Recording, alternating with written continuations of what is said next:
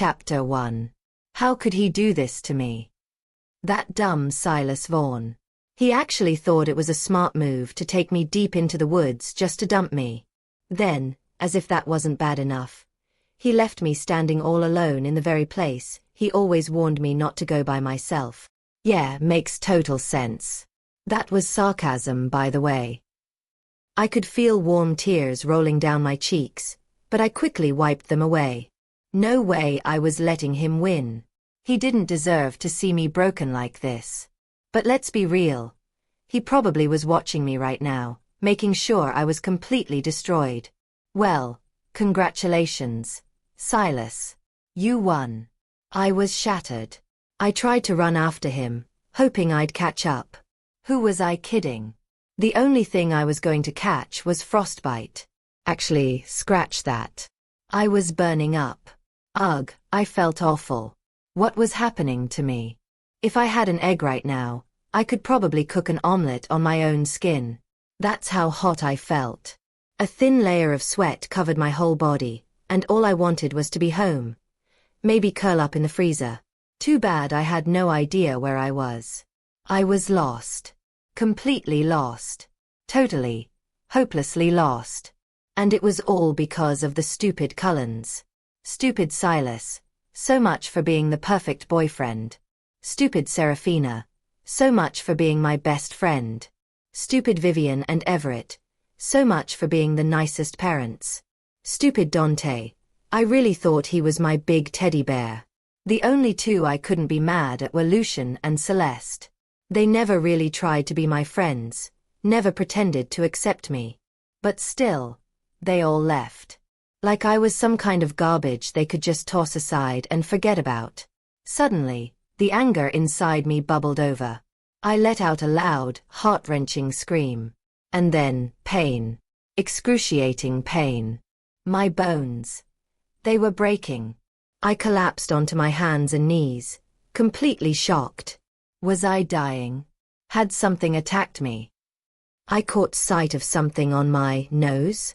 What was that? I swatted at it, only to freeze in horror. My hand. It wasn't a hand anymore. It was a paw. What the heck was happening to me? Panic rushed through me. I needed someone, anyone. I turned and stumbled toward a nearby stream. The second I saw my reflection, my breath caught in my throat. Staring back at me was a huge, white jaguar. I wasn't from the reservation, so I knew I wasn't one of their wolf shifters. I must have been something different. Why? Why couldn't I just have a normal life? Aria Vale was supposed to stay away from the supernatural, yet it kept chasing after me. Perfect. I had known about the shifters for a while. I had seen Nico transform once, and it freaked me out so badly that I fell out of the tree I was sitting in. He saw me, but I never told Silas or the rest of the Cullens about it. They would have used it as an excuse to keep me away from them. Overprotective weirdos. Bloodsuckers. I stared into the water at my new form. A giant, completely white jaguar. This was too much. I had to get to the reservation. But just as I was about to take off, my mind was suddenly flooded with voices. Okay, Wesley said she left a note about walking in the forest with the leech. That was 6 hours ago. Oh no, poor Aria. Where are you, Aria? Aria, Aria, Aria. Why does trouble follow her like a shadow? I hope she's okay. What was this? I screamed inside my head. Hi. I said nervously. Wait, who's that? One voice demanded. I knew that voice. It was Nico. Nico. Help me. I cried. Aria. Is that you? He asked, sounding confused. Yeah, so, I think I'm a jaguar. Pretty sure. I mean, jaguar, leopard, cheetah, panther, they all look the Nico to me. What? You're a shifter. How? Another voice jumped in. Asha. Yep, it's me, he said smugly. Great. Just what I needed, Jacob in my head. Hey. I heard that. He whined. Then stop eavesdropping. Aria, we're coming, Nico said, cutting Jacob off before he could get snarky. A moment later, 4 enormous wolves burst through the trees. Relief flooded through me. I whimpered and shrank back. They froze, eyes wide with shock. Then, a russet-colored wolf stepped forward and smacked me with his head. Jacob. I snapped. He let out a deep, wolfy laugh and nudged me again. Yeah, whatever, I muttered, rolling my eyes. Aria, do you want me to teach you how to shift back? Nico asked. I nodded eagerly while the other wolves chuckled. Who are you two? I asked the others. I'm Elias. And I'm Quill. Oh, hey. I grinned, or tried to. Probably looked more like I was constipated. All right, Aria, Nico said. To shift back, you need to calm down and let go of all your anger. Also, I don't have any spare clothes. Wasn't expecting this. I've got a blanket, though. He tossed it toward me, and I caught it in my mouth. No worries, thanks, I said before padding behind some trees. I took a few deep breaths, inhaling the wild, fresh scent of the forest. I let go of everything. My anger at the Cullens, at myself, at the world. The next second, I was human again. Fully clothed. Guys. I called. Looks like I won't be needing that blanket. They stared at me, completely shocked. Their eyes landed on my right arm, and Nico's jaw dropped. I followed their gaze. My own expression mirrored theirs. 2 tattoos had appeared on my skin. One was the Quilut tattoo, small and positioned right above the second one. The second tattoo looked like a sun with dots circling it. It was the Nico size as the ones the wolves had when they were in their human forms. I stared at them, stunned. The wolves started growling and whining anxiously. What's wrong? I asked. Wesley's looking for you. Nico growled. I took a step back. Wait. I could still hear them? Why can I still hear you? I asked, confused. You can. That's awesome. Elias and Quill chimed in. Yeah, but I'm exhausted and lost, so. Oh, right. Follow us. Jacob said, trotting ahead. We walked for what felt like forever.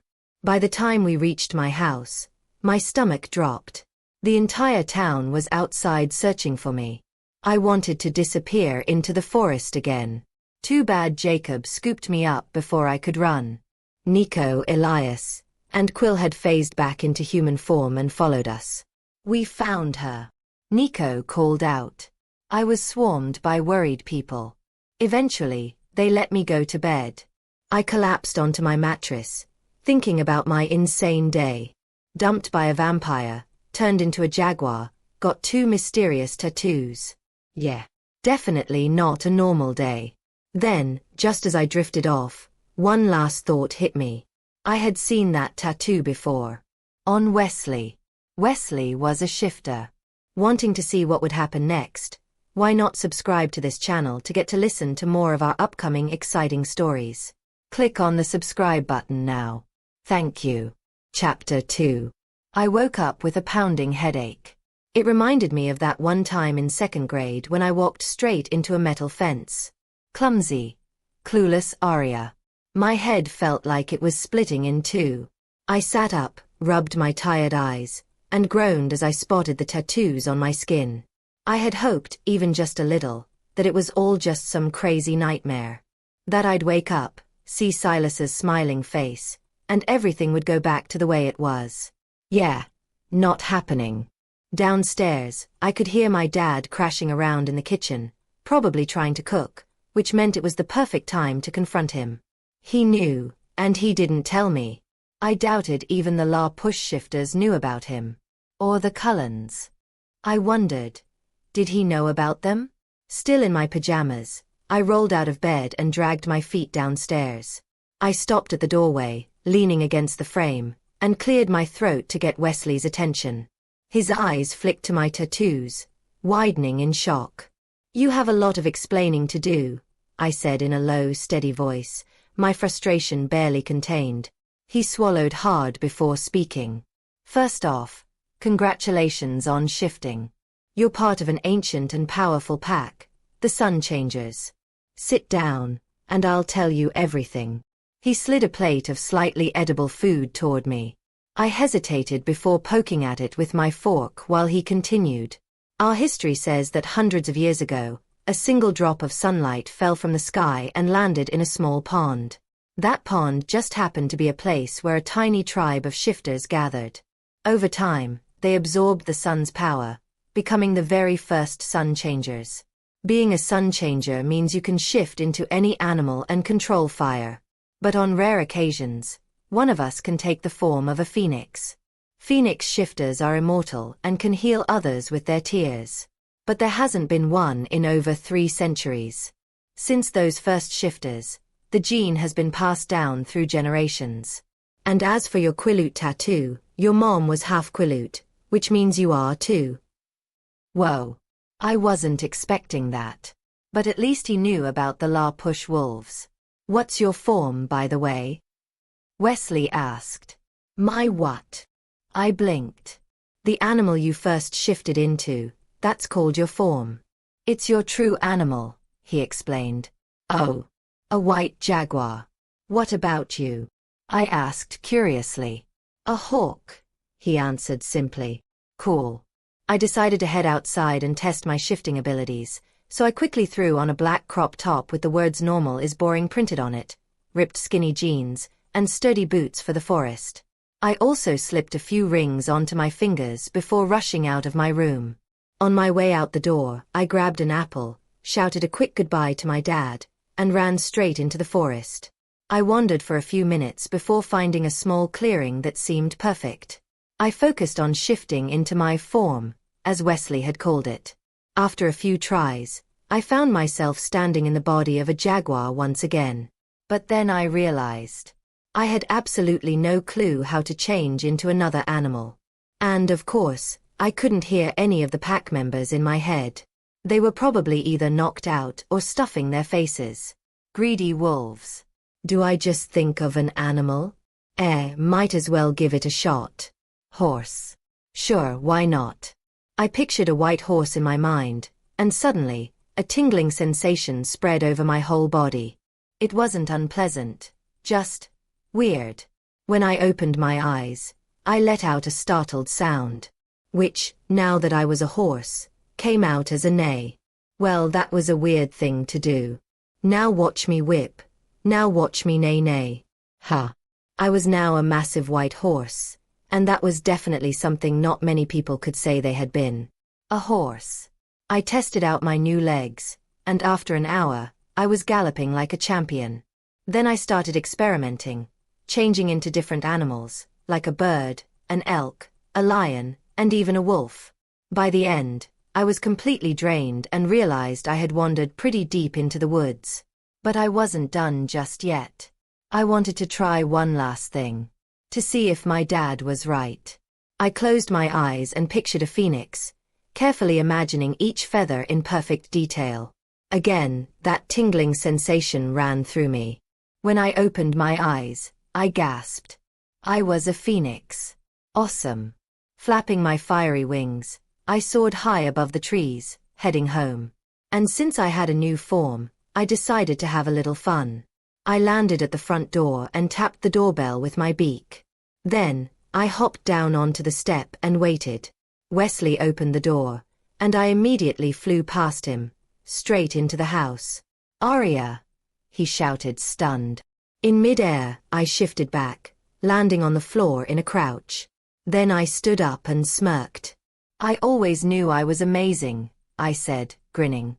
But this just proves it. Wanting to see what would happen next? Why not subscribe to this channel to get to listen to more of our upcoming exciting stories? Click on the subscribe button now. Thank you. Chapter 3. The next morning, I was alone and completely bored. Wesley was at work, and school was out for the summer. I rolled out of bed and dragged myself into the tiny kitchen, which was glowing with the soft light of the early morning sun. I poured myself a bowl of Fruit Loops and wandered into the living room, still holding the bowl in my hand. I plopped onto the couch and turned on the TV, flipping through channels until I landed on the news. I started eating my Fruit Loops straight out of the bowl, using my hands instead of a spoon. No milk either, so yeah, this worked just fine.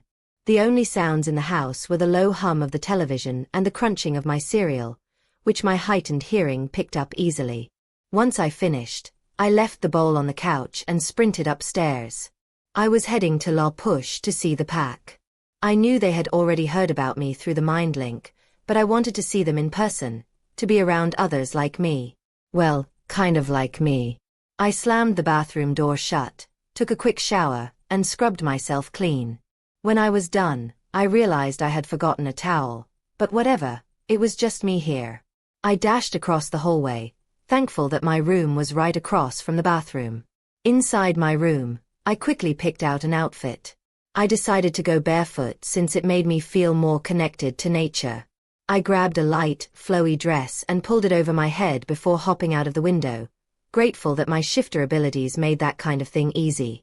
Once I landed, I darted into the forest, shifting into a hawk mid-run.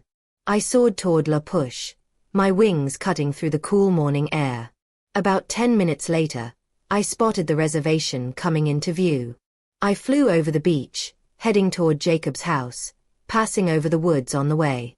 Lucky for me, I spotted the pack gathered in a clearing about 10 minutes from Jacob's place. They were all in their human forms, wearing only their usual cut-off shorts. I swooped down into the clearing and landed right on Nico's shoulder, just because I could. Totally worth it. He jumped about a foot into the air, flailing wildly to shake me off. But after a few seconds of panic, he went eerily still and turned to glare at me. Oops. Aria, he growled, and the rest of the pack immediately fell silent. I hopped off his shoulder, shifting back mid-air, landing in a crouch before casually standing up. Yes, I asked sweetly. Why? He groaned. The real question, my friend, is why not? I shot back. Touché, he muttered before throwing his arm around my shoulders. Geez, Aria's actually a pretty awesome shifter. Quill and Elias cheered, making everyone laugh. Elias, Zane, Quill, Nico, Jacob, Raven, Ronan, Theo, Felix, Brady, and I spent the rest of the day chasing each other around the clearing.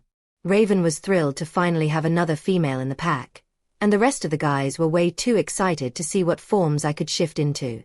The pack was bigger than I had originally thought.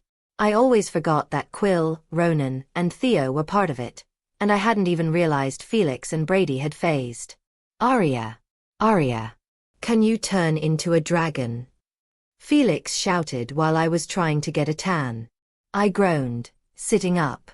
Honestly, I had no idea if I could shift into a dragon. Why would I? I'd never even tried it before. I stood up and shrugged. What was the worst that could happen? All right, back up a little, I warned them. I closed my eyes and pictured a dragon, focusing on every tiny detail. After a few moments, I felt a rush of energy shoot across my skin, sending a thrill down my spine. A wide grin spread across my face as I felt my body stretch, twist, reshape, and grow before finally settling into place. A second later, I opened my eyes and gasped. Or at least I tried to. Instead, I accidentally set a tree on fire. Oops. I quickly shifted back as the entire pack burst into laughter. Idiots. Well, I guess I can turn into a dragon, I mumbled to myself. Nah, Ronan said sarcastically. Oh, whatever. Be grateful I didn't cause any real damage, I snorted. I'd hate to see what you consider real damage, Jacob muttered.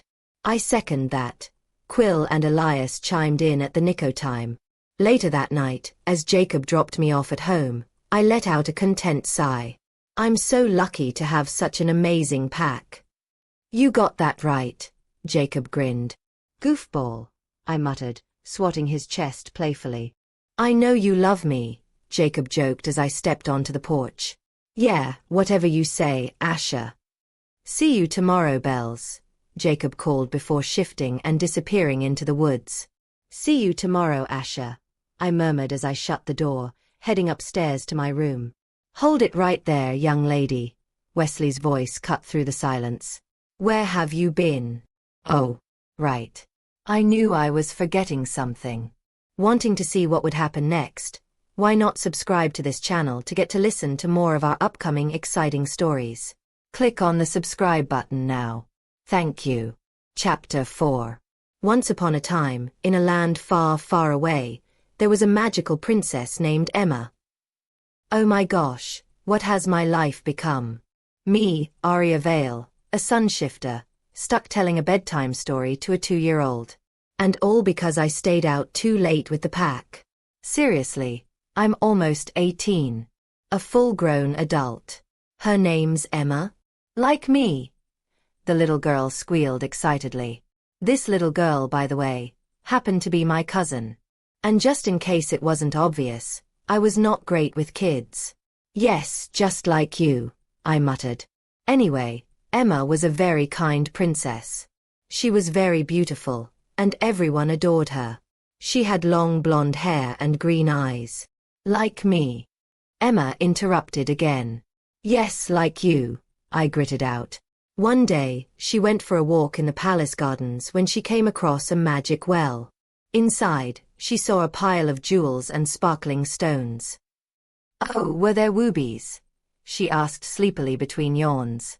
Yes, lots of them, I replied flatly. She was thrilled to find all these treasures and decided to take them. She wanted to go to town and buy herself a brand new dress, the finest one she could find. Silk, satin, gold, silver, and jewels. But on her way, she saw a poor orphan girl and her family. I stopped when I heard the soft sound of Emma's snores. Thank goodness. I silently jumped off the bed and hurried out of the room. Wesley had grounded me for staying out late, and I was stuck at home for the rest of the week. No leaving the house until Sunday, 3 whole days away. I had already spent 3 days locked up, and I was losing my mind. I needed to shift, but my dad had banned me from that too. He insisted I was overreacting and would get used to the discomfort in a day. Spoiler alert. I didn't. I trudged downstairs to find the usual, Wesley watching sports on TV. Typical. I grabbed a Pop-Tart from the cupboard, toasted it, then carried it into the living room. I sat in the chair farthest from Wesley and started munching on my snack while glaring at him. I knew he'd give in soon. Probably by tonight. All I had to do was keep up the silent treatment a little longer. Fine. That's it. I'm done. I give up. Just go. Go to the reservation. Just be safe. And please don't be all moody with me, Bells. Wesley finally yelled. Victory. Thanks. See you tomorrow.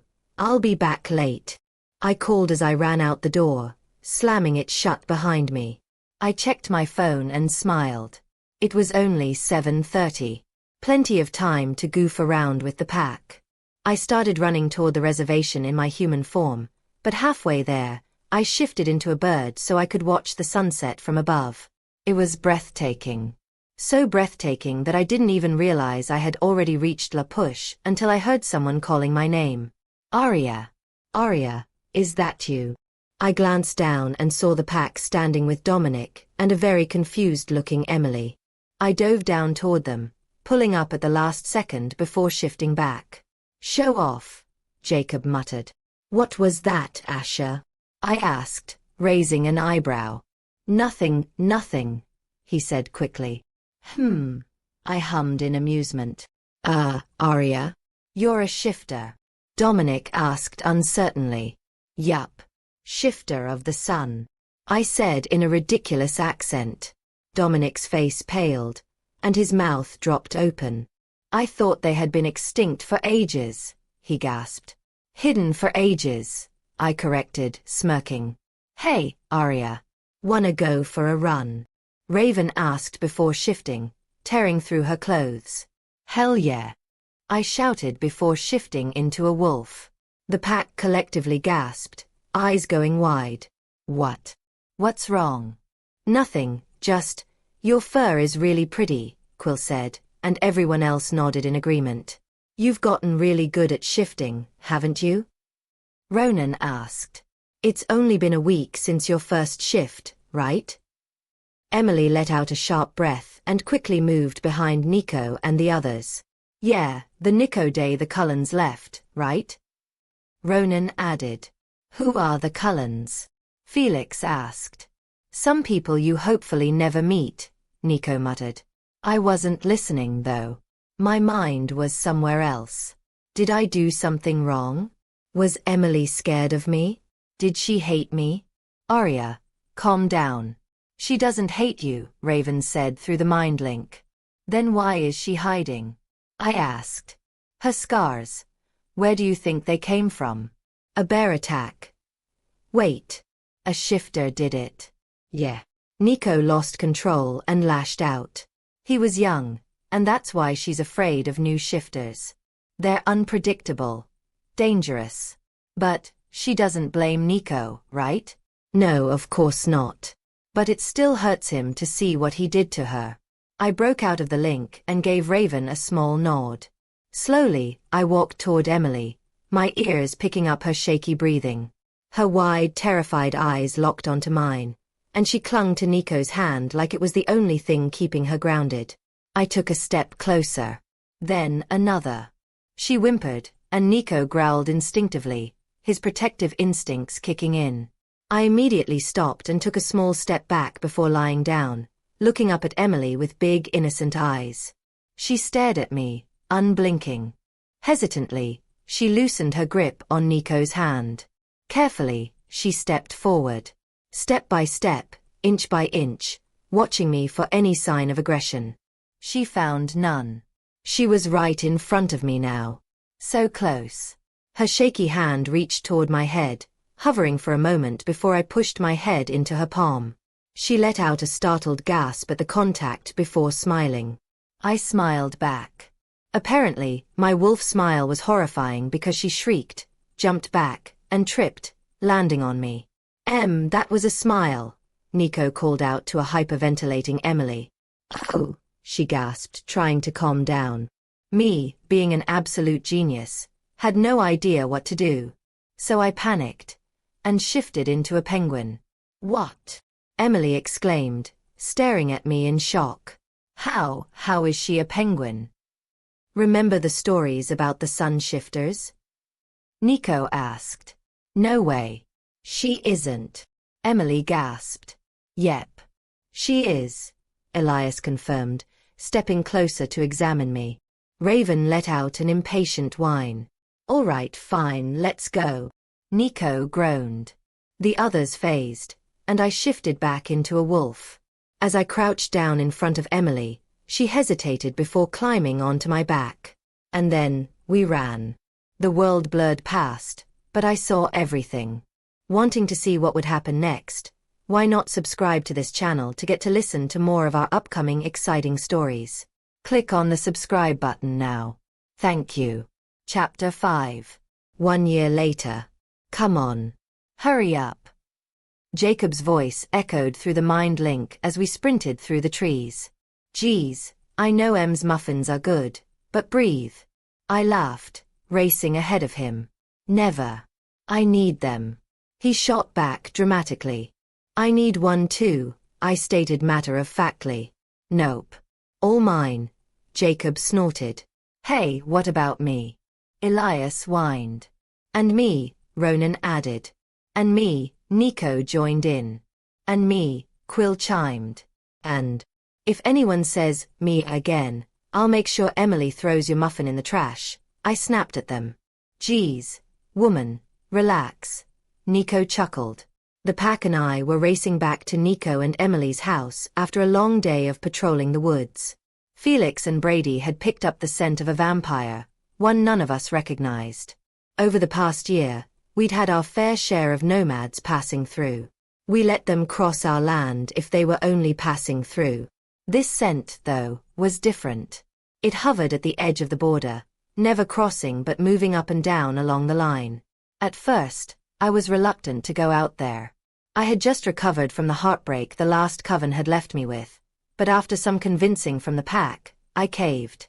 It was around 8 at night, the forest bathed in darkness, the only light coming from the full moon. I couldn't help but laugh. We must have looked like real werewolves tonight. Giant pack of wolves? Check. Full moon? Check. Werewolves? Absolutely. Food. I see the house. Jacob squealed, snapping me out of my thoughts. I rolled my eyes. He acts like a 2-year-old sometimes. Okay, most of the time. Shut up, Jacob, Raven snapped, making Elias and the others snicker. We reached the house and quickly shifted back, making sure not to look at each other for the sake of keeping the peace. Raven had caught Quill staring at her once, and let's just say, she hadn't been thrilled. Actually, that's the understatement of the year. I waited for everyone to get dressed, and after hearing them confirm they were decent, I looked up and started herding them inside. Honey, we're home, I shouted as we walked through the door. Emily rolled her eyes at my antics just before the boys shoved past me, eager to get in. The muffins are just coming out now, Emily said, grabbing a pair of oven mitts and pulling out a tray of freshly baked muffins. She placed them on the table, and to Raven's and my amusement, all the boys immediately rushed forward, each grabbing one. Idiots, I thought, rolling my eyes. 3, 2, 1. Ouch. Hot. Hot. Hot. Ronan yelped, followed by a chorus of gasps and yelps as the others realized their mistake. Yes. They're hot. Because they just came out of the oven, I said slowly, like I was explaining something to a child. Whatever, Aria, Felix muttered, catching me off guard. Felix was usually so friendly. Hey, don't talk to her like that, Raven snapped. Stay out of it, Raven, Felix hissed. Don't talk to my sister like that. Elias cut in, standing up for her. Guys, please. Shut up, Emily, Felix suddenly shouted, shocking everyone. The room went dead silent as we all stared, our gazes darting between Felix and Emily. She looked on the verge of tears, despite Nico's attempts to comfort her. The second a tear slipped down her cheek, Nico snapped. It was no secret that a shifter would do anything to protect their imprint, and right now, Nico was livid. Out, Nico growled, breaking the silence. What? Felix stammered. Get out, Nico roared. Felix let out a snarl before storming out the door, shifting mid-stride and vanishing into the woods. What have I done? I whispered, my voice cracking as Raven pulled me into a hug. What have I done? Aria, it's not your fault. I don't know what's wrong with him, Asher said, rubbing my arm in reassurance. Yes, it is. If you hadn't made a sarcastic joke that the rest of us took as funny? Quill interrupted. I sighed, my gaze drifting across the room until it landed on Brady. He looked uncomfortable. He knew something. Brady, what do you know? I asked, making everyone turn toward him. Well, he has a reason he started but was immediately cut off by Nico. He had no reason to speak to my imprint like that, Nico snarled. Yes, he did. Brady's voice was steady, sharp. Do you guys even know what day it is? September 23rd. Jacob answered hesitantly. Yeah, Brady confirmed. What does that have to do with anything? Elias asked, confused. Brady chuckled, but it was a cold sound, one that made my skin crawl. The kind of laugh that sends chills down your spine, the kind that makes you question someone's sanity. And right then and there, I knew there was more to this. I had been so wrapped up in my own struggles, so blinded by my own misery, that I hadn't noticed someone else's pain. Even my phoenix shied away inside me. Something was wrong. Not just with Felix, but with the air around us. It felt different. A silent call for help, a quiet distress signal. And then Brady's next words shattered the room. It's been 3 years today since Felix became an orphan. 3 years since he watched the life drain from his parents' eyes, powerless to stop it. 3 years since he stopped living and started surviving. Wanting to see what would happen next, Why not subscribe to this channel to get to listen to more of our upcoming exciting stories? Click on the subscribe button now. Thank you. Chapter 6. No. How did I forget? I'm the worst alpha ever. Oh man. Damn. No wonder he's been so down lately. How has he not told anyone? Everyone's shocked voices filled the air as I stood frozen. Felix was adopted? How had I never pieced that together? He didn't resemble either of his parents, and neither of them were shifters. Of course, they knew about the wolves, but his father wasn't one himself. Oh God. I didn't know, I whispered, my breath catching. I had no idea he was adopted. It's okay, Aria. You wouldn't have known. He doesn't talk about it with anyone, Emily reassured me, wrapping me in a motherly embrace, something I hadn't had in a year. Not since the Cullens left. Yes, I can say their name now. Yay me. Big accomplishment. Now let's move on. We need to make it up to him. We need to find him. There are vampires out there. Brady shouted, making us all go stiff with realization. He was right. We all immediately began planning, splitting into groups, and figuring out where to search. We were almost done when a loud howl pierced through the air. We froze. We knew that voice. Felix. His distress call rang out, and without hesitation, every single one of us abandoned our plan and bolted toward the door, shifting as we reached the trees. I chose to shift into an eagle, hoping to get a better view from above. As soon as I spread my wings, my senses were hit by an overwhelming, sickly sweet scent. Vampires. Oh, please, don't let it be them. No. Stop. Aria. Why would it be them? There are thousands of other vampires. It's not them. Right. No, it had to be those weird ones who knew about the treaty and had been avoiding us for a month since we first caught their scent. The only other thing I picked up from Felix's mind was that the vampire was female. Great. A female bloodsucker causing problems. Felix. What happened? I screamed through the mind link. I don't know. She stinks. She isn't human, and my instincts are going crazy. He wailed, lunging again. It's a vampire, Felix. I screeched. He sent us his memories of what had happened.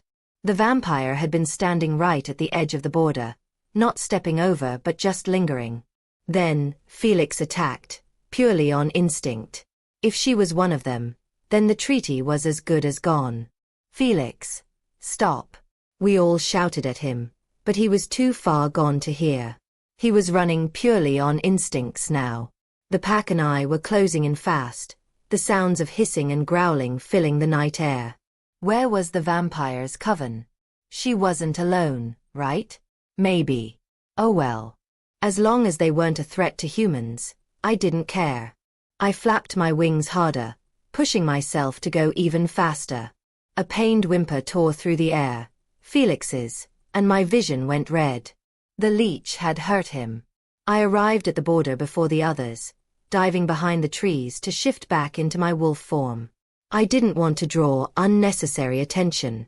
When I leapt into the clearing, I saw them, Felix and the vampire, standing about 10 meters apart. Her back was to me. She hadn't noticed me yet.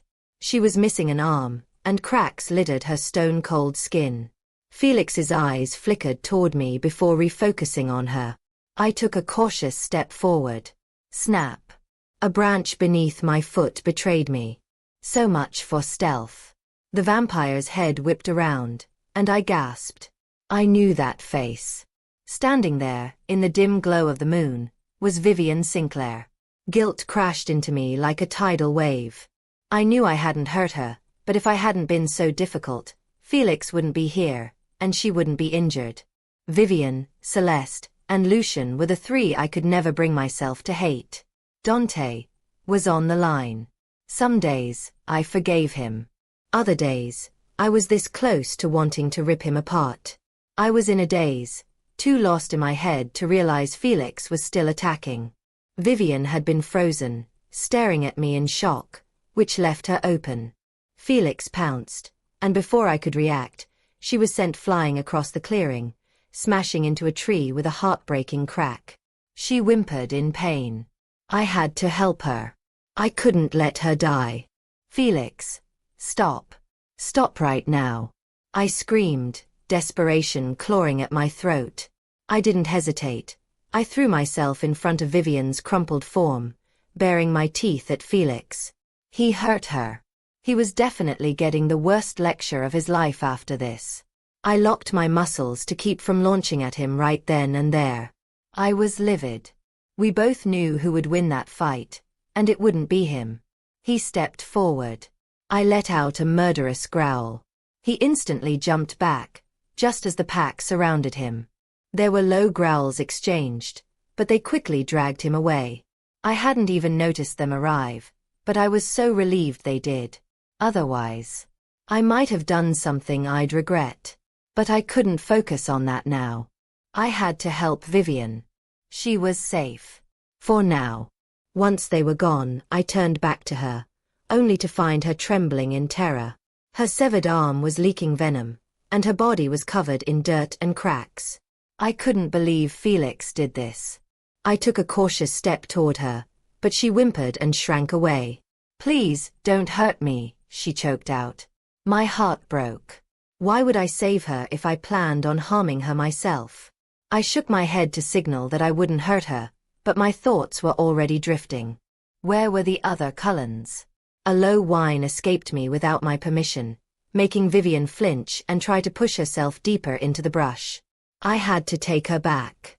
I followed her scent. It was faint, but I could track it.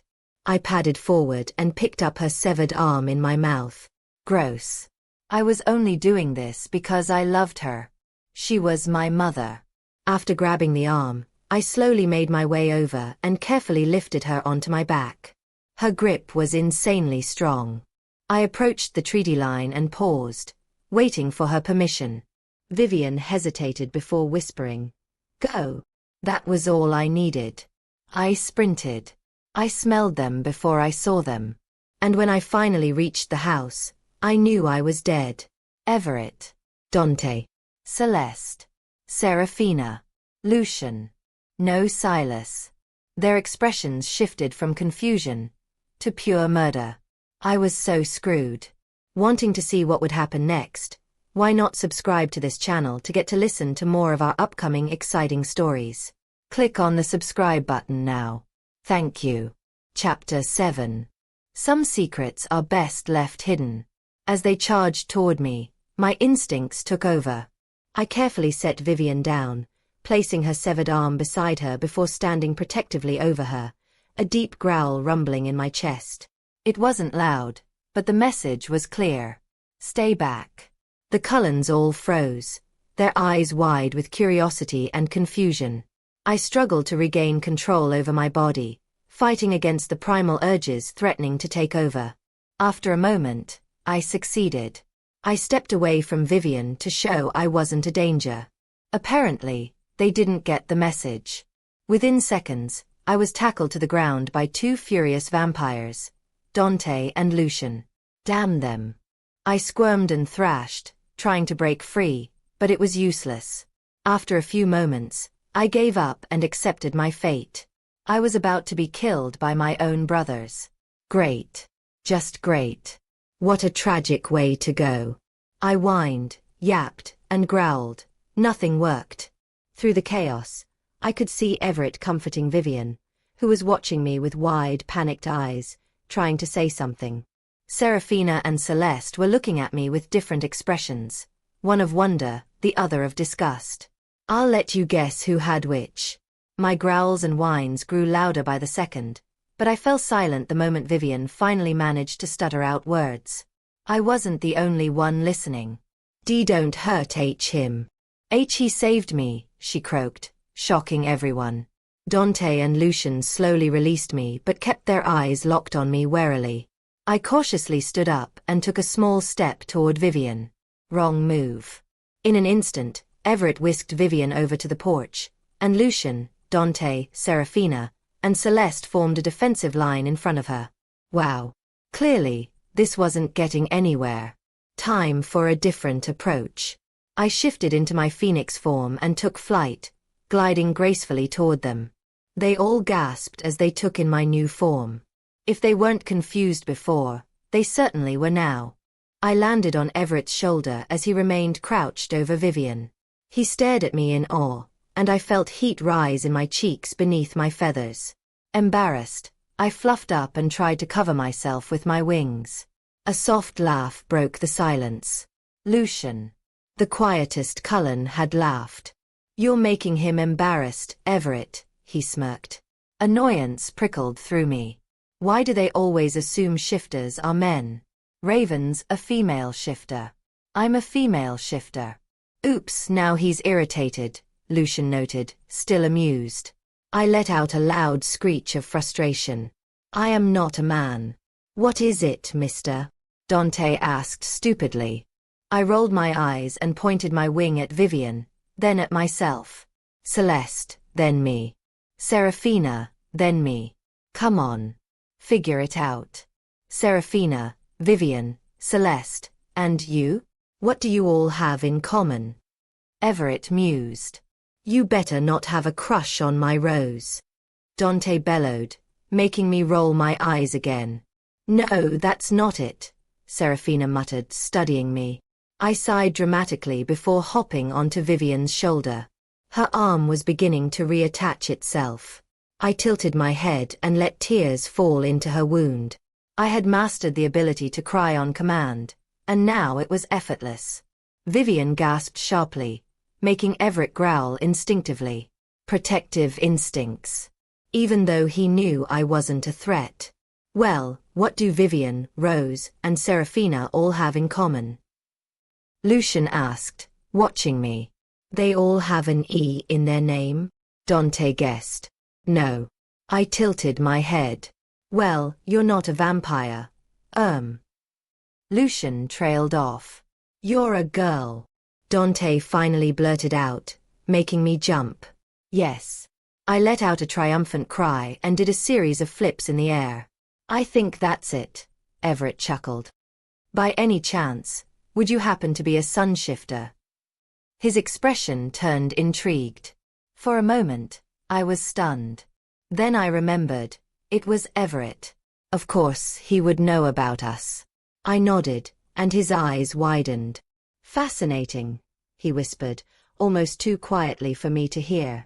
Well, would you like to shift back and come inside? Vivian asked kindly. It's the least we can do. I wanted to, but I hesitated. Shifting back would mean stepping back into their lives. Was I ready for that?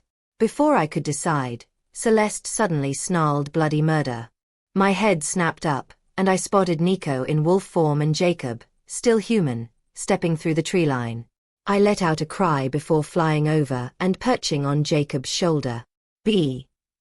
I'm so glad you're okay, Beth. Jacob stammered, changing my name as I glared at him. I didn't need him blowing my cover. Yeah, he muttered, yelping as I pecked him hard. What the hell happened? Dante snarled. We upset Felix. He's the newest member of the pack. Today is a hard day for him, and we forgot, Nico admitted. You broke the treaty, Celeste spat. Yeah. We did, Nico confessed, swallowing hard. Seraphina, Dante, and Lucian growled at the realization. They crouched, ready to attack. Oh, fantastic.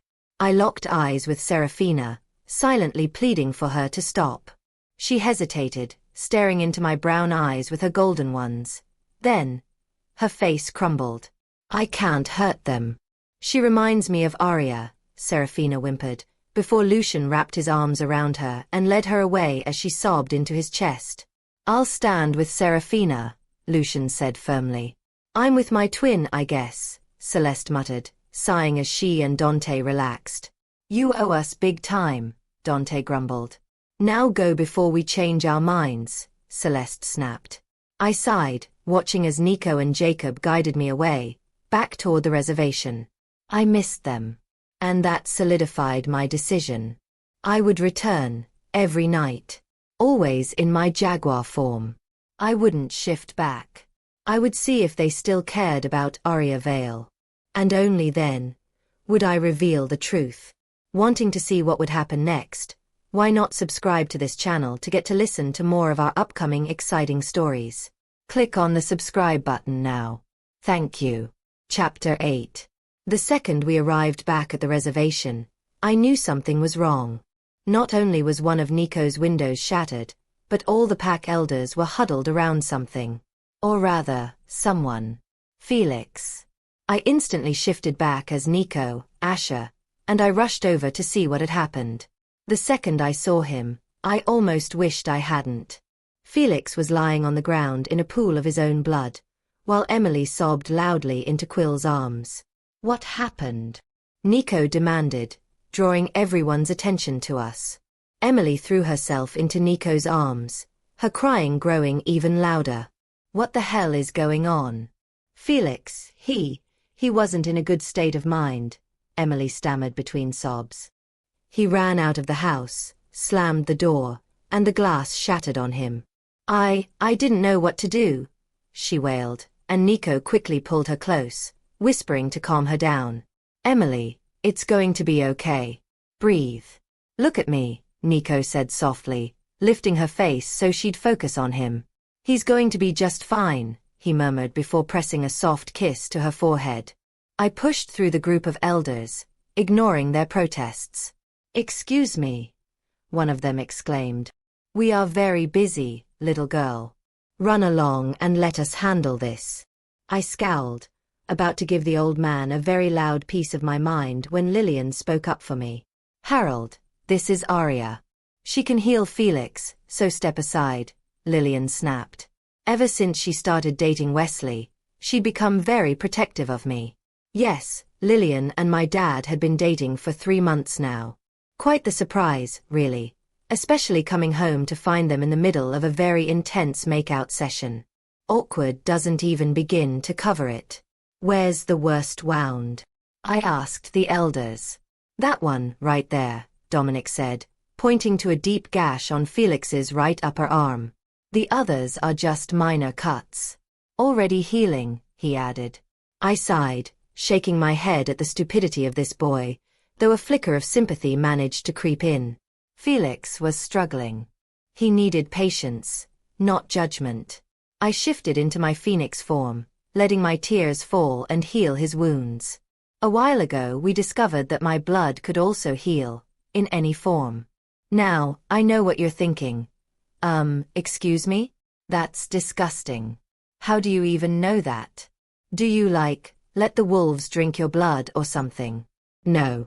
I know because one time, a tree collapsed and landed partly on me and Jacob. I cut my hand and leg, while Jacob had a massive gash running from his right shoulder to his elbow. While I was trying to clean it, some of my blood must have gotten into his wound. And let me tell you, it was freaky. A golden, stitch-like pattern appeared and literally sewed his skin back together. It was creepy. When I finally snapped out of my thoughts, I realized I was no longer outside next to Felix's bloodied form. Instead, I was sitting on Emily's couch, a blanket draped over me. I sighed and shook my head. I really needed to pay attention. So, what's the plan with the Cullens? I asked suddenly. I cannot believe they're back. The nerve of them! I exclaimed, making everyone groan. Aria, we just went over this, Quill sighed. But yes, I agree, it's annoying. As for what we're doing, Nico said, standing up, we're having a meeting with them. Now. Okay, I'm going to shower real quick. Please do not think about me. He might read it in your minds, I begged. Damn mind snooper, Elias muttered, making Raven smirk as the two of us heard him. Aria, that's impossible for us, Nico said. We want to rip their throats out for what they did to you. I sighed. Fine. You can call me, Any ideas? I asked, coming up blank.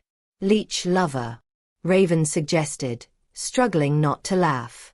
Absolutely not, I said, dead serious, fighting my own smile. Brownie. Elias tried. I shot him a look. Next. Leo. Short for leopard. No. Phoebe. Like phoenix. Nope. The pack hummed in thought, scratching their heads. Useless. Snow. Brady suddenly exclaimed. Snow. I repeated skeptically. Yeah, I get it, Cullens spoke up, surprising us with his positive tone. Like when you phase your fur. It's the most beautiful snow-white color I've ever seen. We all stared at him. What? He asked innocently, confused by our shocked expressions. Never mind. Snow's perfect, I said. And I don't know why we spent so long on this. I'm showering now. What's the time, by the way? It's 4:35, Nico answered. We'll meet you at the treaty line. Please be quick. I have a feeling we'll need you to keep the peace. With that, Nico pressed a sweet kiss to Emily's forehead before heading out with the pack. You know where the shower is, Aria. Help yourself, Emily smiled before picking up a Vogue magazine and focusing on it, a small smile playing on her lips. I returned a weak smile before heading to the bathroom. Things had just gotten a whole lot more complicated. Wanting to see what would happen next, why not subscribe to this channel to get to listen to more of our upcoming exciting stories? Click on the subscribe button now. Thank you. Chapter 9. I sighed as I picked up speed, realizing I had wasted enough time procrastinating. I had spent 15 minutes in the shower, then another 10 getting dressed before shifting and beginning my flight to the treaty line. Only now, as I sensed Zane losing his patience, did I decide to move faster. If I didn't get there now, he was going to snap. The sky was already darkening, and my heart ached as reality fully sank in. This wasn't just some bizarre dream. This was real. My messed up reality. A reality that made me fly straight past my intended meeting point. Fantastic. Doing a loop-de-loop, one of my favorite tricks, I turned back toward the narrow river that separated Cullen territory from the pack's land. I could hear them before I saw them. The Cullens speaking. The pack growling. Of course, they couldn't ever be civil. I swooped lower, diving through a small gap in the trees before pulling up at the last second. As I spread my wings fully, I let out a loud squawk, cutting through the tension and forcing everyone into silence. You're welcome. The pack let out low, wolfish chuckles, clearly picking up on my thoughts. Rude. Snow, it's not like that, and you know it. Nico's thoughts reached me as I flew over and landed on Serafina's shoulder. Big mistake. She let out a sharp squeal before grabbing me and cradling me like a baby. I squawked and struggled, trying to escape, but after a few minutes, I gave in and went still as she lovingly stroked my feathers. I thought her name was Beth. Silas's voice rang out, catching everyone off guard. Wait. What? Silas. Silas is here. Why didn't any of you tell me? I shrieked through the mind link, pleased when the entire pack flinched. Why do you care that I'm here? Silas muttered sulkily. I rolled my eyes and refused to look at him. No way was I risking my emotions by meeting his gaze. Her name is Beth, but her nickname is Snow, Nico answered Silas's earlier question. Oh. Silas's response was flat, like he had expected some grand MI5 explanation involving secret agents, ninjas, and an exploding helicopter. Yeah, I don't know where that thought came from either. Now, back to the main is Lillian, the treaty, Everett said, breaking the awkward tension, only to replace it with hostility. You mutts broke the treaty. You're lucky we're letting you live. I was all for killing you myself, Celeste sneered. Well, she clearly hasn't changed. Yes, we are aware of that, Silas translated for Nico, but Felix is new to the pack, and today was hard for him. Well, I'm sure we can find a compromise. Everett said calmly, rubbing Vivian's back as she cowered behind him. My heart clenched at the sight of her so scared, so vulnerable. Without thinking, I flew over and landed gently on her shoulder. Hello there, she cooed softly, stroking my feathers with care. We don't want more violence. No deaths. No more families being torn apart, Silas translated for Nico, his voice laced with irritation. What are we going to do? Elias asked through the mind link. I don't know. It's all too confusing, Raven admitted with a sigh. What about a peace offering? I suggested. What do you mean? Quill asked, sounding wary. I can go live with them. What? No way. Not a chance. Actually, I think that's a great idea, Silas interrupted smugly, clearly having listened to our whole conversation. What is, son? Everett asked. Beth here is going to live with us, Silas said, probably grinning. Not that I was going to look and check. Beth. Serafina dragged out my name teasingly. What, Pixie? She just called you a pixie, Silas chuckled. And just like that, my restraint snapped. My head snapped up, my gaze locking onto him for the first time since that awful day. And everything changed. He looked weak. His golden eyes were dull. Dark circles lined them. He needed to hunt. But that wasn't what shook me. Now that I had seen him again, I couldn't look away. My world tilted. My very existence shifted. Like 1,000 unbreakable steel cables had suddenly wrapped around my soul, tethering me irrevocably to Silas Vaughn. And at that moment, my worst nightmare came true. I had imprinted on Silas Vaughn. Wanting to see what would happen next, why not subscribe to this channel to get to listen to more of our upcoming exciting stories? Click on the subscribe button now. Thank you. Chapter 10. No. No, no, no. This cannot be happening. No, no, no. Beth, calm down. What's wrong? Nico's voice reached me through the mind link. The entire pack was tuned in, all fully aware of my mental breakdown. Calm down. Calm down.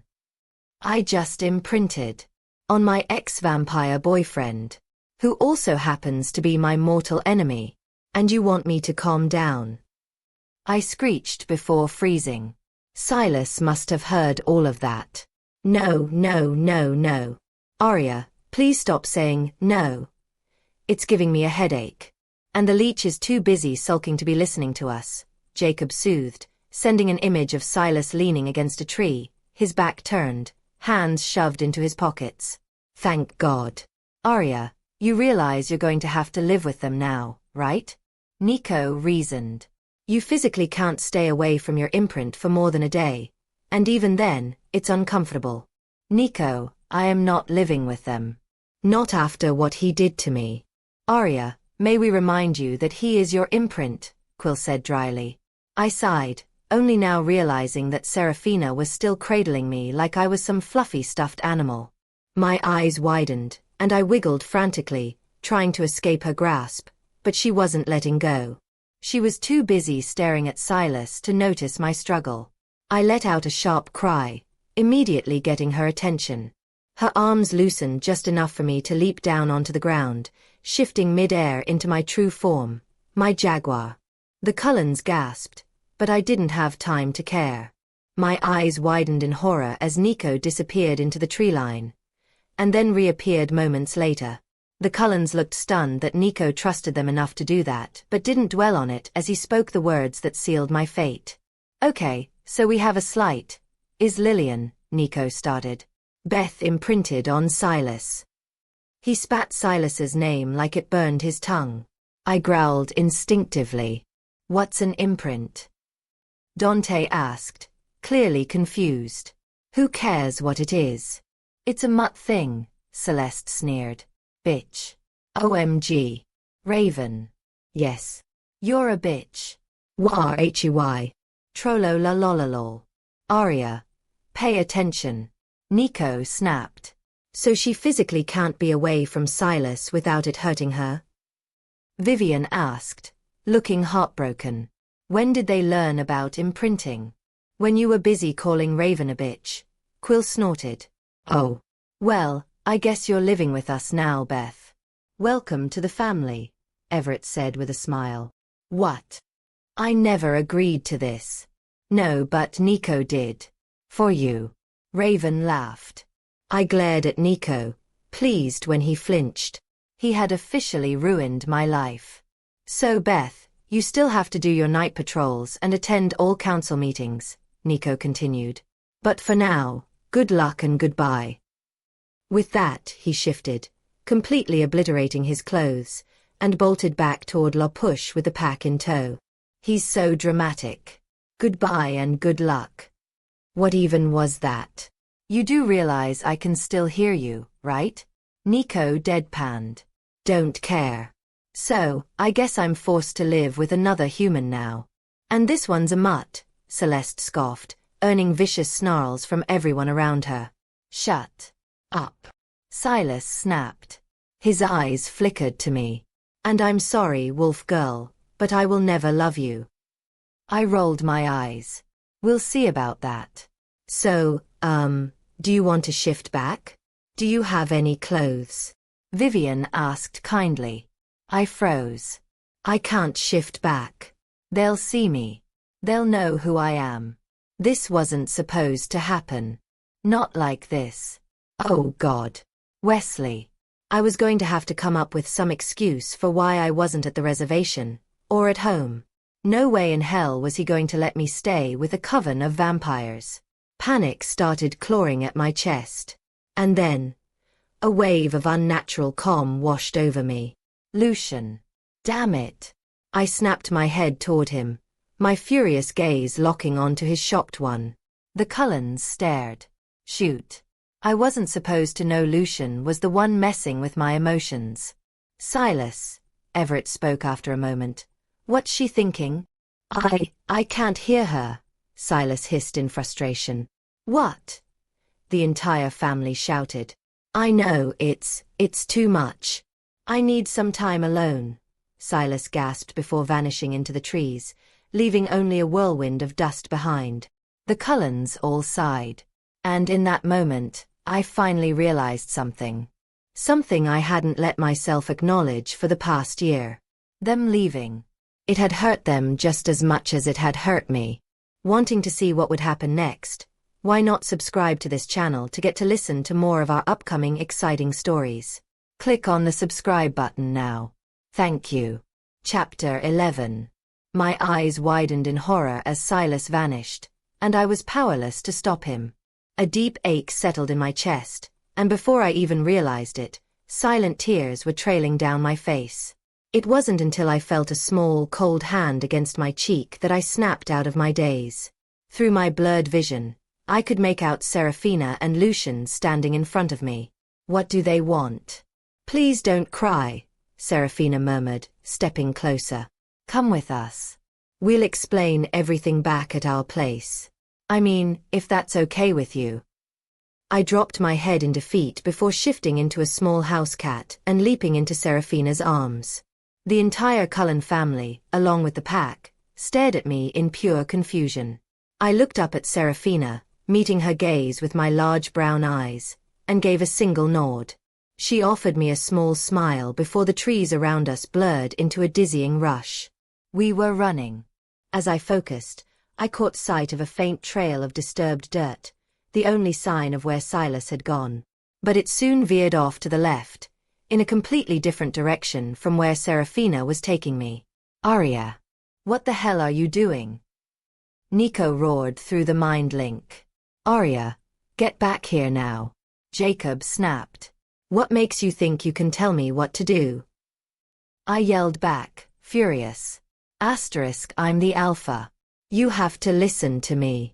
It's not safe. Nico growled. Aria, please. Please. Belzy. The others pleaded. Will you all just shut up? I screeched. Nico, you are not my alpha. You never have been, and you never will be. I will never obey you after this, and to be honest, being with them is probably a lot safer than staying with you. I snapped before severing the mind link, plunging my thoughts into blessed silence. Beth. Are you all right? I shook my head, clearing my thoughts. I was now in the Cullens' massive living room, curled up in Serafina's lap while Vivian tended to the fire. Serafina absent-mindedly stroked my fur with one hand, while Lucian held the other in his own. We were seated on a love seat, with Everett and Vivian across from us. To the right, Celeste sat perched on Dante's lap in a large armchair. A coffee table sat between us, cluttered with coasters and books. "Beth," Vivian called gently. My gaze snapped to her. Oh, how I had missed Vivian. Her heart-shaped face, those warm, caring eyes, her soft caramel hair. If Everett ever hurt her, I'd personally make his life hell. "Whoa," Lucian muttered beside me, drawing the attention of everyone in the room. "Everett, you might want to be careful," he warned. "She's feeling very protective over Vivian. And, a little hostile toward you. Not sure why, though." A slow, feline smirk stretched across my face. I lazily stretched my body out before rolling onto my back in Serafina's lap, staring up at the ceiling. A soft growl filled the air, followed by the sound of shifting fabric. I twisted my head just in time to see Everett pull Vivian onto his lap, wrapping his arms tightly around her waist and pressing her flush against him. He buried his face into the crook of her neck, inhaling deeply as she whispered soothing words into his ear. It took me a moment to understand. He thinks I'm a threat. Everett believed I thought he wasn't good enough for Vivian, or worse, that I was trying to take her from him. I could never do that. "Everett, it's fine," Lucian reassured him. "She's feeling apologetic and submissive now. I think I misread her emotions." Everett exhaled sharply but didn't let go of Vivian. "Well, hate to ruin the moment," Celeste cut in sharply, "but I actually have things to do today. So if you don't mind, can we get this over with?" "Nico, old Celeste." I barely resisted rolling my eyes. "Yes, I suppose we did get off track," Everett admitted. "As you know, I'm Everett, and this is my mate, Vivian. That's Dante and his mate, Celeste. You're currently in Serafina's lap, and Lucian, her mate, is next to you." "Well, thanks for that completely unnecessary introduction. Can you shift back so we can talk?" Lucian asked. "Absolutely not." I shook my head vigorously, leaping off Serafina's lap and darting under the couch Vivian and Everett were sitting on. "Wrong move." "Ah, come on, little kitty." Dante grinned. "It's okay if you don't have clothes. Serafina practically owns a mall upstairs. You'll find something." Before I could react, Dante casually lifted the entire couch, with Vivian and Everett still on it, with one hand while grabbing me with the other. I let out an awful yowl, flailing helplessly as I dangled in his grasp. And no one was doing a damn thing to help me. I wriggled and kicked, but I was losing strength. "Put me down. Put me down." I screamed internally, but no one could hear me. It was my worst nightmare. I had used too much energy shifting, and now I was trapped by my giant of a brother. My body finally went limp, exhaustion creeping in. My eyelids fluttered shut. But just before I slipped into darkness, I felt myself being tossed, and then caught. A firm, cool grip wrapped around me, pulling me into a safe embrace. And suddenly, I felt at home. With the last of my strength, I cracked my eyes open just enough to see my beautiful imprint cradling me against his chest. His expression panicked. Then, everything went black. Wanting to see what would happen next, why not subscribe to this channel to get to listen to more of our upcoming exciting stories? Click on the subscribe button now. Thank you. Chapter 12. Dante. How could you be so careless? I'm sorry, Everett. I wasn't thinking. I swear if you hurt her, I'll kill you. Silence. I am so confused. Aria is my mate, not this shifter, whoever they are. Aria's scent in her house is old, almost like she hasn't been there in months. Her belongings are still there. Wesley is still there. I don't understand anything, Silas groaned. Why is he talking about me? I thought he hated me with every fiber of his being. He's not the only one confused. You know, I think she heard that, a thick Texan drawl sounded, just as I hesitantly cracked my eyes open. I was curled up in a ball on Silas's lap, leaning against his chest as the rest of his family sat around us on various sofas. Somehow, we had moved from the main living room to the smaller lounge I used to love, mainly because of the massive beanbag in front of the fireplace and the bookcase filled with classics. I was pretty sure I left my copy of Wuthering Heights here. "She's awake," Serafina chirped. I tilted my head, giving her a look. "You don't say." "I'm sorry, Beth. Honestly, I just got excited," Dante apologized from his seat next to, more like under, Celeste. I let out a small meow and sent a feeling of understanding and forgiveness toward Lucian, hoping he'd pass it along. I guess he did because, a second later, Dante was grinning ear to ear like the overgrown child he was. I looked up at Silas, eyes wide, completely melting into his arms as his golden gaze met mine. Something was wrong, but I was too lost in my own thoughts to figure out what. Gently bumping my head against his arm, I hopped off his lap and padded toward the fireplace. As I approached, I spotted it, my copy of Wuthering Heights still sitting on the shelf. But that wasn't what caught my attention. A small stack of photos was sticking out from underneath the book. Slowly, I dragged the book away with a paw, revealing the photos beneath it. The second I saw them, I froze. No. They were pictures from my 18th birthday. The day everything fell apart. Picking them up in my mouth, I leapt onto the small oak table in the center of the room. With a flick of my head, I spat them out, sending the photos scattering across the polished surface. A sharp intake of breath echoed around the room. The Cullens exchanged nervous glances. Vivian reached out, but I hissed, swiping a clawed paw toward her. She instantly withdrew her hand, cowering slightly into Everett's chest. I turned my attention to the first photo. It was of me and Silas, walking down the stairs, my expression mortified at the extent Serafina had gone to for my party. My dull brown hair hung lifelessly down my back, my dark brown eyes too large against my too pale skin. Even I could admit I had looked awful back then. Becoming a shifter had definitely been an improvement. I had filled out in the right places, my complexion had turned porcelain white, and my eyes had lightened into a striking hazel, streaked with deep brown. I placed a paw over the image of my former self, tilting my head. Would they explain anything to me? Everett followed my gaze before sighing. The rest of them followed suit. They do a lot of sighing.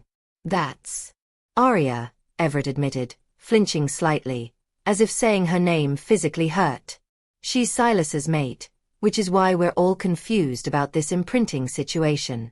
We were in Forks about a year ago, maybe a little longer. Silas and Aria were together. We went through some rough patches, but we eventually settled. Until her 18th birthday.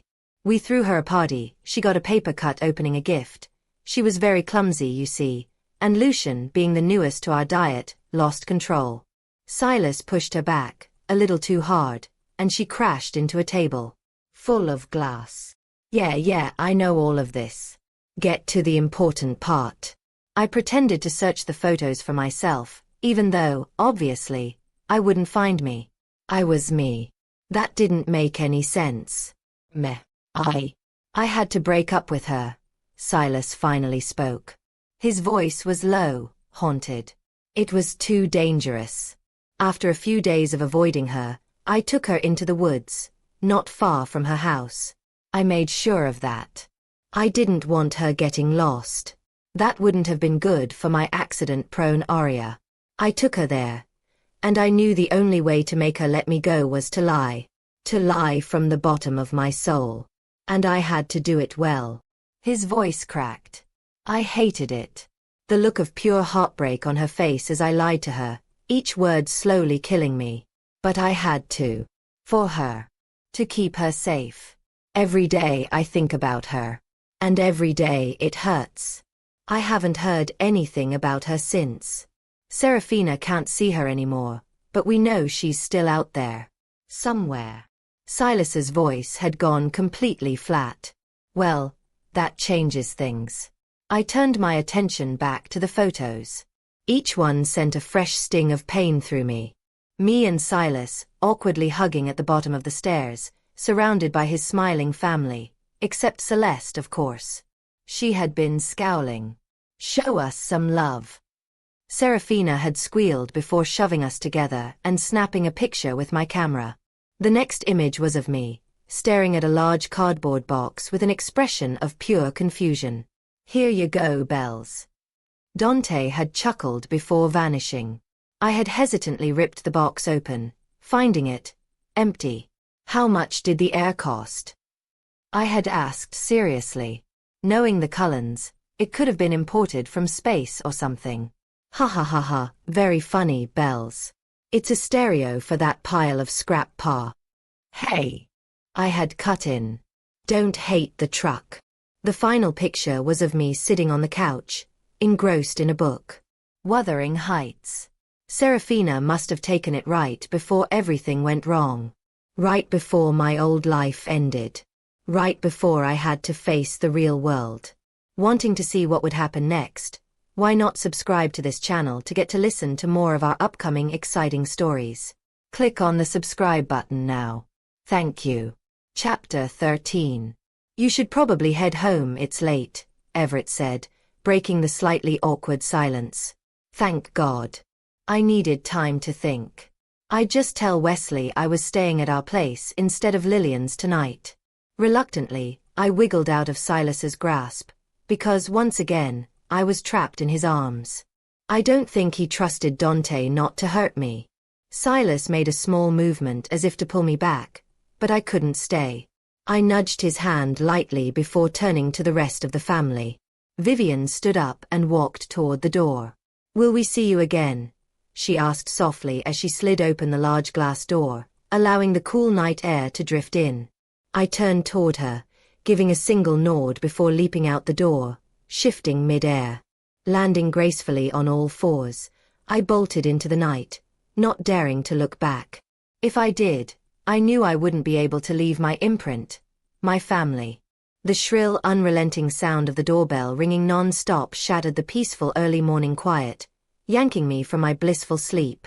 Groggily, I sat up, rubbing my eyes before gripping the headboard to steady myself from the wave of dizziness that followed my abrupt movement. Squinting, I glanced at the clock on my wall. It was barely visible in the dim morning light.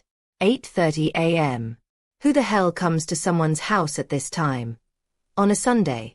Suddenly, knocking joined the manic doorbell ringing, creating a racket that my sensitive ears could not handle.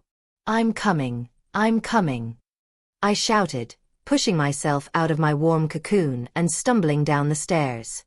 With an annoyed huff, I yanked the door open. What? Aria? Oh damn. It's Celeste.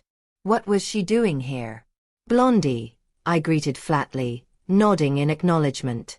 She raised a perfectly sculpted eyebrow. And here I was thinking we might actually get along. Yeah. I doubt that's ever happening, I muttered, stepping aside to let her in. I shut the door and walked straight to the kitchen, in search of cereal. Celeste's expression morphed into pure shock, her golden eyes wide, lips slightly parted, revealing a hint of her deadly pearly white teeth. What's she gawking at? How did you hear that? She demanded, her voice an octave higher than usual. Oh crap. Hear what? I asked, feigning ignorance, badly. You know what? How did you hear me? No human should be able to. And what is that god-awful stench before I lose my mind? She screeched, her voice bordering on Westerbrandenal. I rolled my eyes. Well, looks like you've already lost it, to be honest. And that god-awful stench? Probably from the guys on the res. You know they're shifters. But did you ever think to tell me? Nope. Of course not. Wow, someone's finally grown a backbone. Welcome to the bitch club, Celeste smirked before, to my absolute shock, pulling me into a hug. Ah, okay. Why are you actually here? I asked, still baffled. Oh, right. She pulled back. So, as you can see, I'm back. We're all back. And last night was, well, dramatic. So, there's a shifter who can change into multiple forms. Apparently, her name is Beth. Or so she claims. I don't believe her. But she saved Vivian from the mutts and then imprinted on Silas. She grimaced. I'm so sorry. I blinked. Wow. That's a lot to unpack. I raised an eyebrow. And why don't you believe this Beth chick? Celeste hesitated before sighing. Honestly, I'm not sure. She just reminds us all of you. The book, the seat, the pictures. I could just be overreacting. And the others don't even know I'm here. I sneaked out. I wanted to fix things between us. She looked hopeful. I could see how hard she was trying. And, honestly, I sucked at holding grudges. I never actually had anything against her in the first place. We'd never been close, so her leaving had affected me the least, which still hurt like hell. Rose, we're fine. I'd love to be friends with you. I can call you Rose, right? I asked. Of course. But I probably need to go. I'm already in enough trouble. Silas didn't want us interfering in your life, especially since he's now imprinted on that weird shifter. Celeste laughed. I forced a small smile. Well, you never know. She might show up at your house sometime. You should go if you want to see her. Sure. Thanks, see you around, she called, and in the blink of an eye, the stunning blonde was gone. Well, I thought, now's as good a time as any to pay them a visit. I rushed to the back door and immediately shifted into a phoenix, launching myself into the sky. I had only flapped my wings a few times when a steel-like hand snatched me mid-air, yanking me back down. I let out an indignant squawk as I struggled, but the vice grip around my body didn't loosen. I barely had time to process what was happening before I caught sight of the smug expression on my captor's face. Celeste. Oh, you've got to be kidding me. I knew it, she shouted, sounding way too pleased with herself as she bolted toward the Cullen house, still holding me captive in her hands. Damn it. Wanting to see what would happen next? Why not subscribe to this channel to get to listen to more of our upcoming exciting stories? Click on the subscribe button now. Thank you. Chapter 14. I struggled against Celeste's grip, but breaking free was impossible. Damn, she was strong. I couldn't shift into a larger form, that would seriously hurt, and I had zero interest in spending another 2 months in a full body cast. Even with my advanced healing, that had been absolute hell. Being stuck in one position for weeks was not fun. After about 10 seconds of futile resistance, I gave up. The Cullen mansion was just seconds away. I'd be free soon enough. Sort of. We broke through the trees surrounding the grand house, and Celeste slowed slightly, giving Dante time to open the door for her.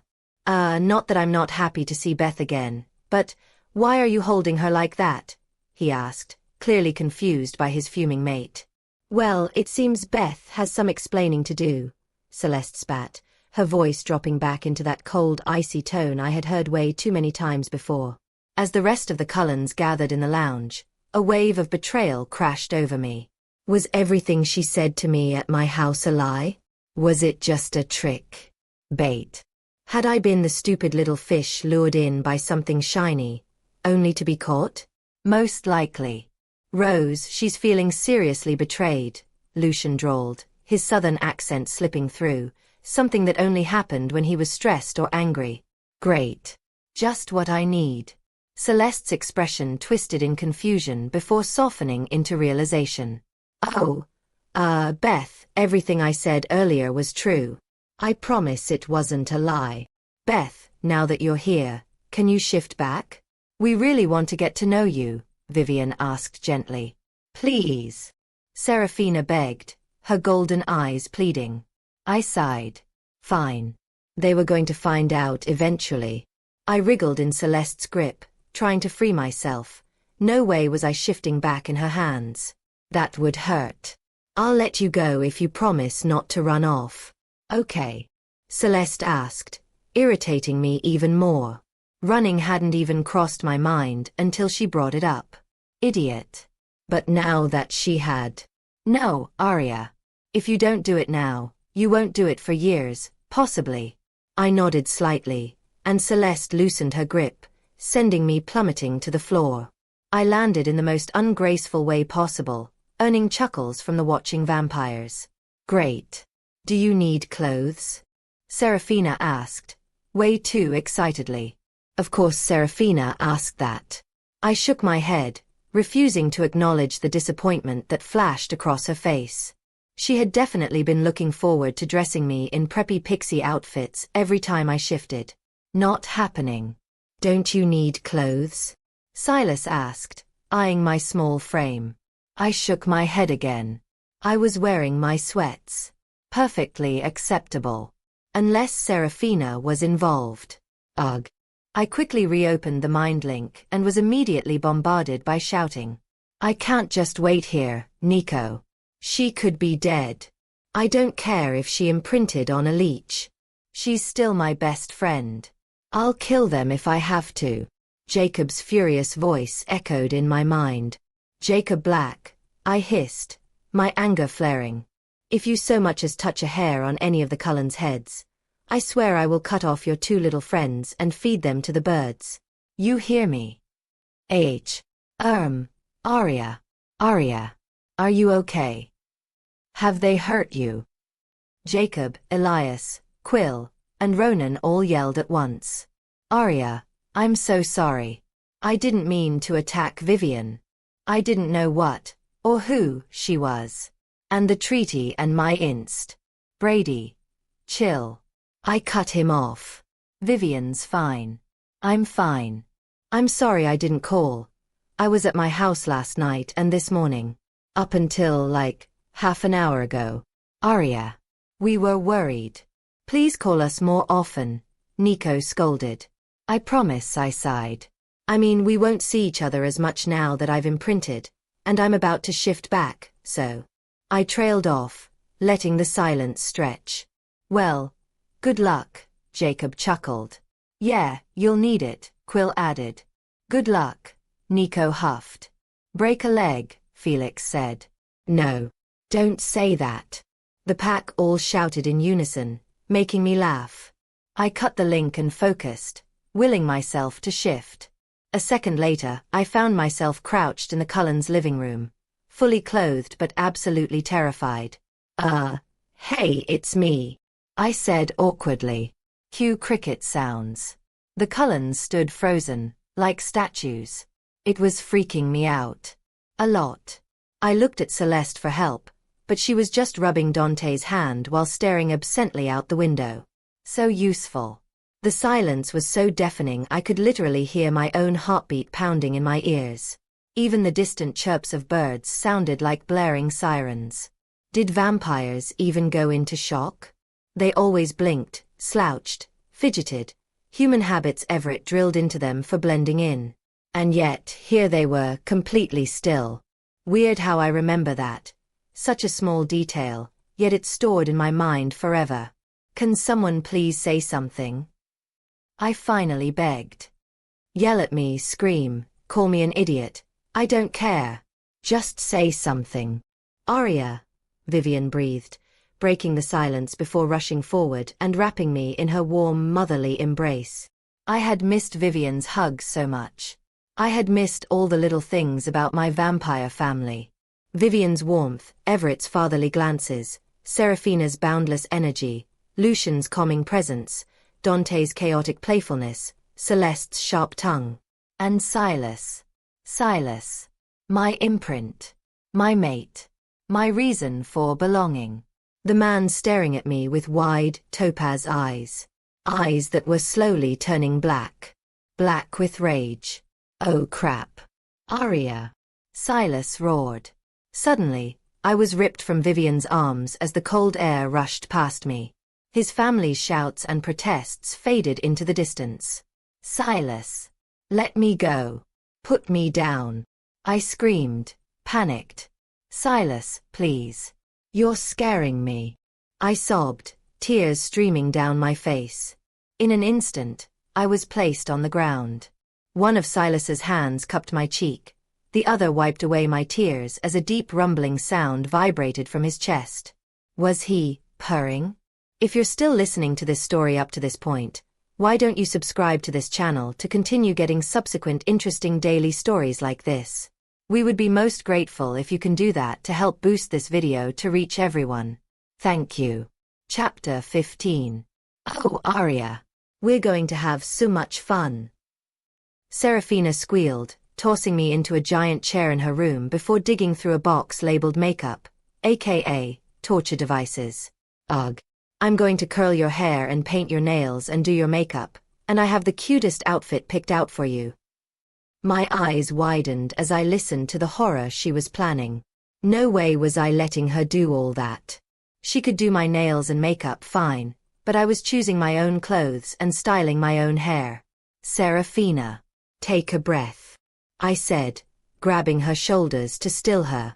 Oh, Lucian's not home yet, she grinned before breaking from my grasp and darting into her massive walk-in closet. I sat there for a moment, blinking, before a snort erupted from my mouth. I definitely spent way too much time with the pack. Come on, Aria. Hurry up. Silas is taking you on a date tonight at 8. Serafina screeched, bursting back into the room. I shot a glance at the oversized wall clock she had insisted on buying on our third shopping trip. 5:20. I still had over 2.5 hours to get ready. Serafina, that's still 2.5 hours away, I pointed out. It's only 2.5 hours away. Celeste shrieked, barreling through the door, making me scream and fall off the chair. Great. Come on, Aria. Shower while I pick your clothes. Something semi-formal. Rose, help me look, Serafina said, shoving me toward the bathroom. Serafina, no offense, but I really don't think you'll get my style, I called out as I turned on the shower, knowing full well she could hear me. Aria, between mine and Rose's wardrobes, we'll find something, she yelled back. I sighed, knowing she was probably right, and started washing up with some absurdly expensive body wash. 15 minutes later, I was clean and hairless. I reluctantly shut off the water and started towel drying inside the shower, because honestly, I couldn't be bothered to step out yet. Once I was bone dry, I wrapped a towel around my hair and another around my body before stepping into Serafina's room. I froze, eyes widening at the obscene number of dresses Serafina and Celeste had lined up for me to pick from. More dresses than any human should wear in an entire lifetime. Aria, hurry up. We're actually letting you choose. Well, sort of. If you pick something ugly, we won't let you wear it. Serafina rushed out, holding up dresses against me before discarding them and grabbing another from Celeste. Serafina, I can pick my own outfit. I'm an adult, remember? Put all of this away, and I'll find something. I smiled, stepping into her oversized closet and closing the door behind me. Taking a deep breath, I walked to a rack labeled R in bold. Why Celeste had her own section in Serafina's wardrobe. Not my problem. How she managed it. Now that I wanted to know. I flipped through the dresses, occasionally holding one up to the mirror before shaking my head and moving on. Halfway through, I froze. A midnight black lace skirt hung perfectly on a hanger. It was perfect. I pulled it down and walked over to Serafina's ridiculously expensive collection of designer tops, the kind people bought knockoffs of at Primark for a fraction of the price. After a minute, I found a white blouse that perfectly contrasted the skirt. Yes. I grabbed a bra and panty set Serafina had forced me to buy a while back, slipped into them, and pulled on the rest of the outfit. The blouse took me a while to button, but it was worth it. I tucked the shirt into the skirt and gave myself a once-over in the mirror. Flawless. As I turned away, something caught my eye, something I hadn't seen in a year. My denim jacket. I had left it here after that party and never had the nerve to come back and get it. Well, it's coming with me now. Hesitantly, I opened the door, half expecting to be tackled or knocked off my feet. Surprisingly, I left the closet unscathed. Wow. Aria finally has a sense of fashion. Serafina squealed, bouncing up and down excitedly. Serafina. Chill. Just grab me some shoes, I yawned as Celeste started on my makeup. On it, she called, literally bouncing into her closet. Okay, no fussing or you'll be late, Celeste warned as she worked on my face. Rose, We still have plenty of time, I scoffed. Aria, you were in the shower for 45 minutes, in the closet for another 30, and spent 10 minutes talking to us. You barely have an hour left. And we still need to do your hair, she rushed out. She's right, Aria. Don't argue. I already saw us finishing, so just accept it. Serafina chirped, appearing next to me with a necklace, a handful of silver rings, and a pair of black stilettos. She fastened a silver heart pendant around my neck, slipped rings onto my fingers, and placed the shoes at the foot of the bed. Smart move. She knew I wouldn't put them on right now. Whether that was because she didn't trust me to walk in them or feared I'd break something, not sure. I'll start on your hair, Serafina said. For 45 minutes, I endured pure torture. Celeste only needed 20 to finish my hair, but she didn't hesitate to join Serafina in trying to tame it. Done! They squealed in unison. Creepy. Suddenly, Serafina froze, her breath sharply inhaled. Celeste and I tensed. We knew what that meant. Her face darkened in anger before she blinked rapidly. Ugh. He's so stupid. Why does he even try? He knows I'll see it. Silas's coming early. He was hoping to catch us getting you ready. Idiot. Aria, he's pulling up the drive now. Serafina ranted. A gust of wind hit me. Fantastic. Someone was carrying me through the house. Again. Shoes. Put your shoes on. Celeste ordered, yanking one of my feet up and making me stumble. I grabbed Lucian's shoulder for stability. Conveniently, he was lounging in an armchair, pretending to read a Civil War novel. The amused glint in his eyes told me otherwise. Jesus, Celeste. Warn a girl. I huffed, earning a chorus of chuckles from the Cullen clan. Minus Silas. I guess I'll be cooking for you tomorrow, Aria. Vivian sighed.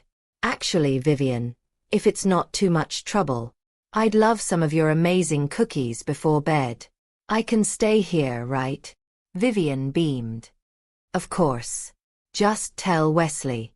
He does know, right? Silas Anthony Mason Cullen. Get in here now before I die of old age. I shouted. Wide eyes. Shrug. Ready, love. Silas smirked. Oh, I was so ready. If you're still listening to this story up to this point, why don't you subscribe to this channel to continue getting subsequent interesting daily stories like this? We would be most grateful if you can do that to help boost this video to reach everyone. Thank you. Chapter 16.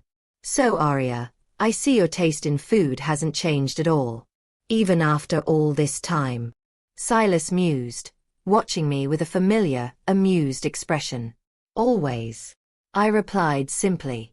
What is it with you and your mushroom ravioli? He chuckled, flashing his signature crooked grin, the one that made my insides feel like melted butter. Stop dazzling me. I whined pitifully. Oops. I forgot. Silas said smugly, looking the least bit sorry. He had found it hilarious that we'd been served by the exact Nico waitress as last time. She clearly recognized him.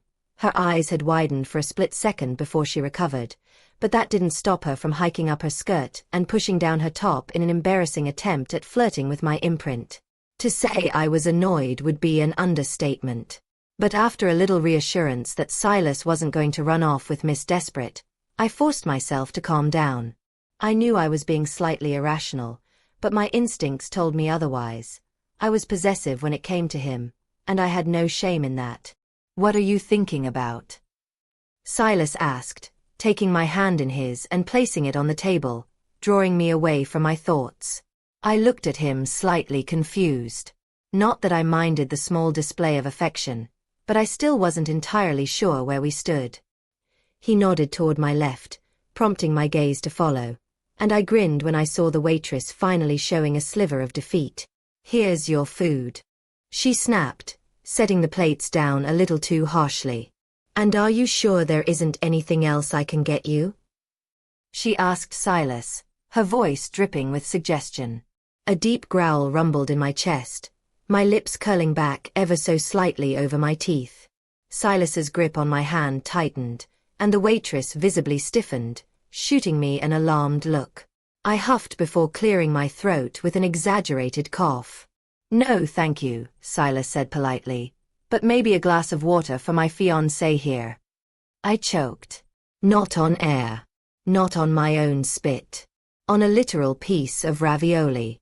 Miss Desperate stood frozen for a moment before she turned sharply on her heel and stalked back to the kitchen, her shoulders slumping in defeat. "Ding dong, the witch is dead. Aria, are you all right?" Silas asked, looking genuinely concerned. Yeah, I'm good." I waved him off. "Just wasn't expecting you to go that far just to get her to back off." "Well," he started, his tone gentle, "I am looking forward to the day I can actually call you my wife." He pressed a soft kiss to the back of my hand, and I felt my face heat up instantly. "And there it is." He chuckled, his golden eyes filled with adoration. The infamous Aria blush. I could feel my heart flutter as I resumed eating my food, though my mind began to wander again. If only the waitress knew we weren't just any ordinary customers. No, we were a vampire and shapeshifter, sworn enemies, but bound by fate. Fate. A cruel thing. Even among the supernatural, I still had to be different. I wasn't just a regular shifter. I was something entirely unique. I could shift into any animal, including a phoenix, which, honestly, felt like the most cliché, overdone thing ever. Like, of course I had to be the one to shift into a creature thought to be extinct. I felt like some main character from a cheesy Am Brandonen TV show. And then there were my other abilities. The ones the Cullens still didn't know about. The ones I wasn't looking forward to revealing. Fire. I could control it. Because, of course I could. Because having Dante and a house full of flammable vampires just wasn't chaotic enough. "Aria, are you ready to go, love?" "What?" I blinked, snapping out of my spiraling thoughts. "I asked if you were ready to go." Silas chuckled. "I paid 10 minutes ago." "Oh." I flushed in embarrassment. Yeah, let's go. I still haven't really spoken to anyone other than Serafina and Celeste yet. I know Vivian's been dying to reconnect with you." Silas smiled softly. Aria?" I instantly picked up on the uncertainty in his voice. "Yeah. Where? What are we?" He hesitated, his voice barely above a whisper as we stepped into the cold night air. I stopped walking for a moment, mulling it over. Where did we stand? "We've just started a relationship," I said decisively, meeting his gaze. "I'm your girlfriend." His face softened as he exhaled, almost like he'd been holding his breath. "Yes, that's right," he murmured, his voice laced with something deeper, something possessive. He pulled me to a stop, his hands gentle but firm as he leaned down, pressing a delicate kiss to my lips. "You're mine." "Yours," I confirmed, my heart pounding in my chest. If you're still listening to this story up to this point, why don't you subscribe to this channel to continue getting subsequent interesting daily stories like this? We would be most grateful if you can do that to help boost this video to reach everyone. Thank you. Chapter 17.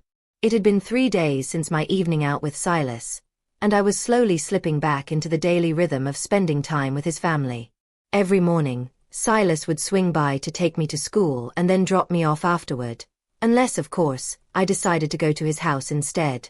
The sudden reappearance of the Cullens had ignited a wildfire of gossip at Forks High, forcing me to dismiss rumors left and right. But the confusion wasn't just limited to the students. The pack was on edge too. They worried about the treaty, viewing me as one of their own. The problem was, the Cullens saw me as one of theirs as well. After what felt like an eternity of tense negotiations, during which I stood uncomfortably in the middle, both sides reluctantly agreed to leave the treaty untouched. I had brought up a solid point. Technically, I wasn't officially part of the pack. Nico might have hated admitting it, but even he couldn't deny the truth. At the moment, I was sprawled out in the Cullens' expansive living room, struggling through my trig homework. I seriously did not understand why people made such a big deal about triangles. When would I ever need this knowledge in real life? Probably never. Since the Cullen household was usually stocked for my human needs, I abandoned my homework in frustration and made my way toward the overfilled fridge. Vivian had gone overboard with the groceries, but the joy it brought her was too precious for me to complain. I grabbed a packet of mini sausages, ready to snack, when a menacing growl cut through the silence. My entire body stiffened as I realized I wasn't alone. 5 unfamiliar scents filled the room. 5 vampires I didn't recognize. Just perfect. I spun around quickly, pressing my back against the counter.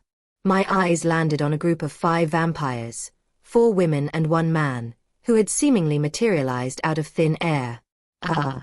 Hello, I said cautiously, keeping my tone neutral. Who are you, and what exactly do you think you're doing here? One of the blonde women snarled, her golden eyes narrowing suspiciously. I raised an eyebrow at her hostility. As you can see, I was about to enjoy a snack before you so rudely interrupted me. And my name's Aria. I huffed before popping a mini sausage into my mouth. Well, Aria, the lone male vampire spoke, drawing out my name in a way that put me on edge. Perhaps you'd like to explain why you're here, in the Cullens' home. I'm waiting for them to get back, I answered simply, grabbing my packet of sausages and making my way over to the couch, where I had piled up a collection of blankets stolen from every bed in the house. Not like they needed them anyway. It finally clicked. These must be the Denali's. I should have figured it out earlier, considering their golden eyes, but I had been too preoccupied.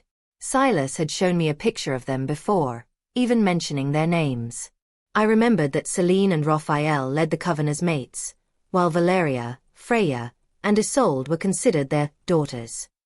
Silas had seemed particularly uneasy while talking about Valeria, and I hadn't missed the smirks from his siblings as he struggled to explain her.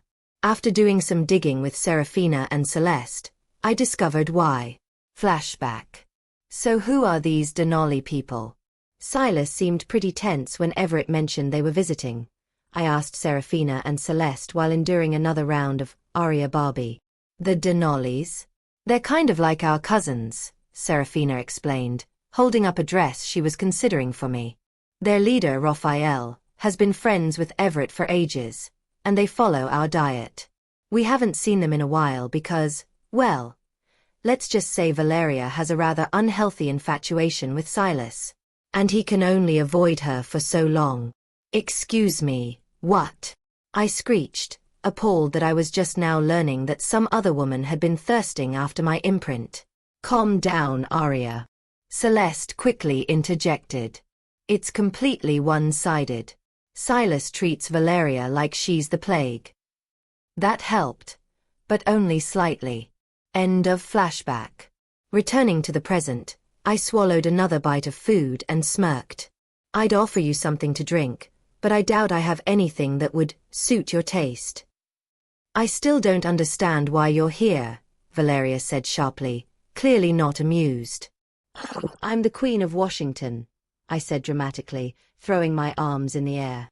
I can go wherever I want. Washington has a queen?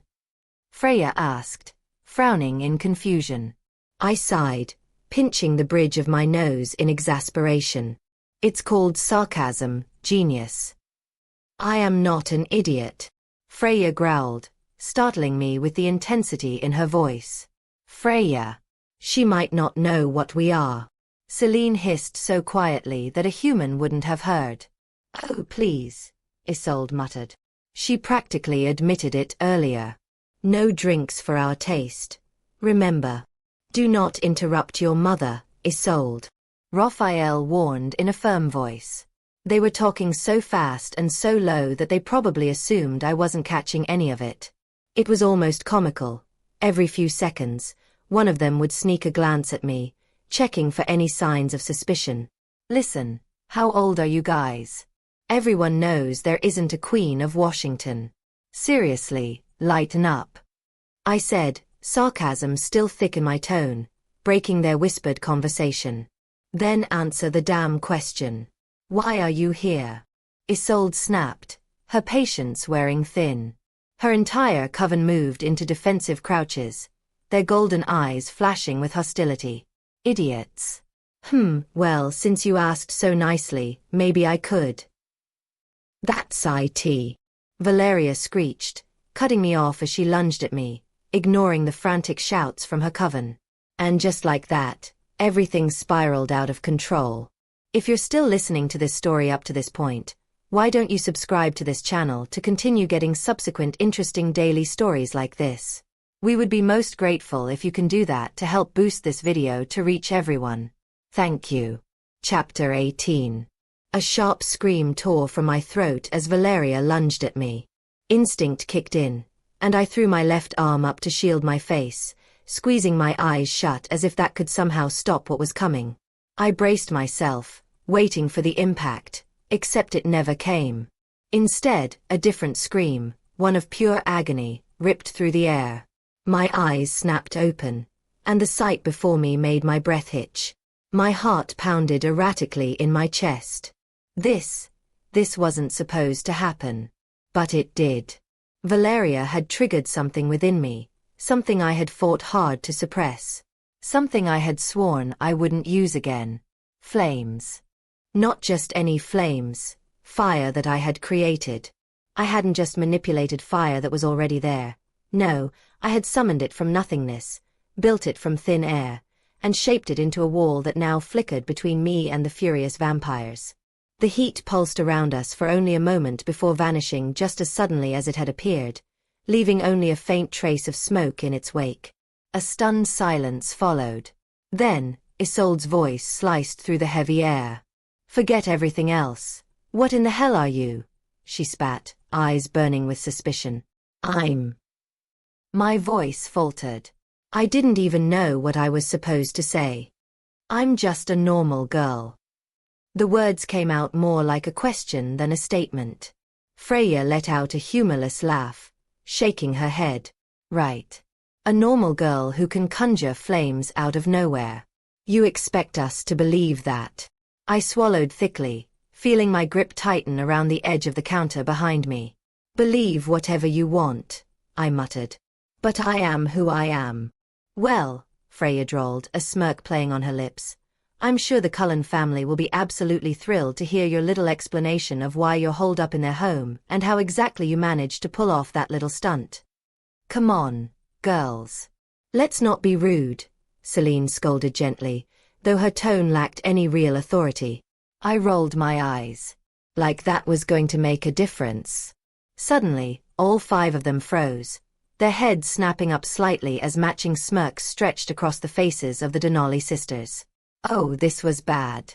A chill ran down my spine, and I instinctively took another step backward, only to find myself backed into the far corner of the living room. Great. Just great. How had I even ended up here? The couch was knocked askew, 2 pillows lay shredded on the floor, and my mini sausages were scattered everywhere. Fantastic. Well, looks like the Cullens are about to arrive," Valeria sneered, her golden eyes gleaming with a mix of triumph and Serafina. "Say your prayers, sweetheart." "Sweetheart? Really?" I arched a brow, unimpressed. "Wow. That's the best you've got? What, did you pick that up from some outdated villain playbook?" Freya snorted, but Valeria's smirk only deepened. Before I could snap out another sarcastic comment, the front door suddenly burst open. A blur of movement followed, and the next thing I knew, I was crouched on the stairs behind Silas as he let out a menacing growl. His entire frame coiled like a spring ready to pounce. "Okay. Well, that escalated quickly. What in God's name is going on here?" Everett's voice boomed through the room as he stormed in, his golden eyes flitting between the tense standoff unfolding before him.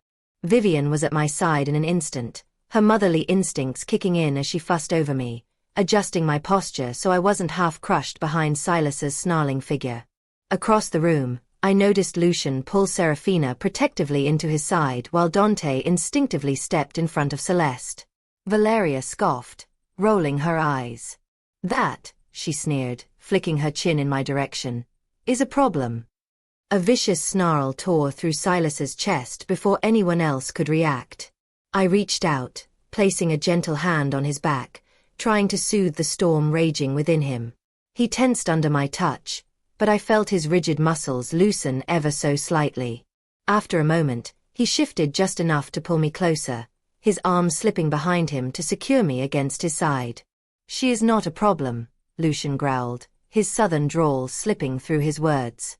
"She is Aria, our sister, Everett and Vivian's daughter. And most importantly, she is Silas's mate."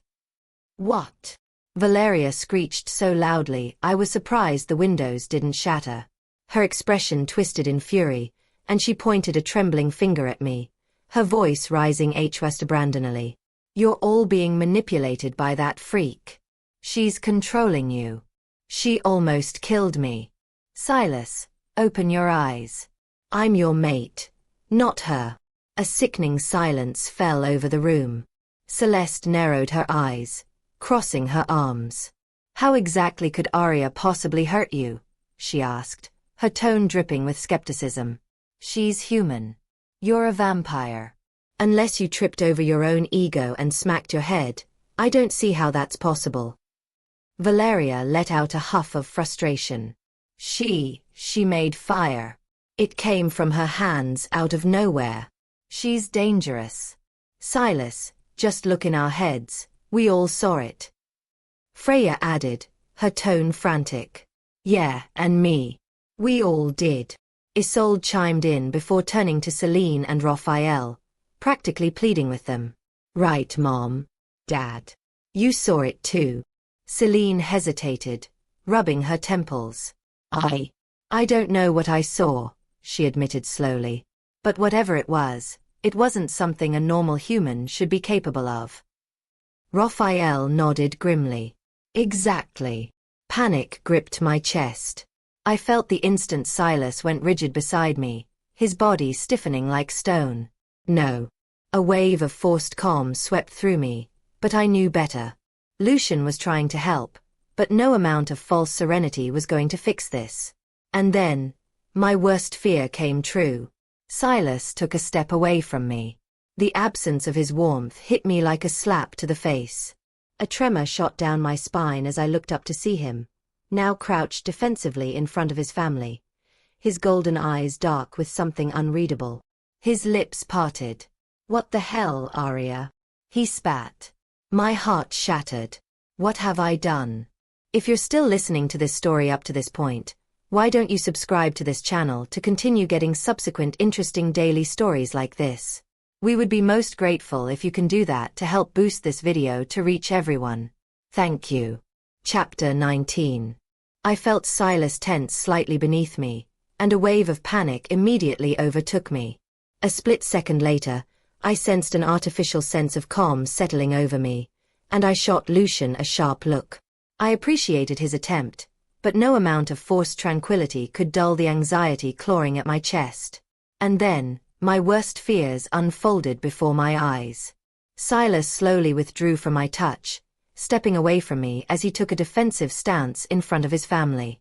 His golden eyes were dark, filled with something unreadable, something that sent my stomach twisting painfully.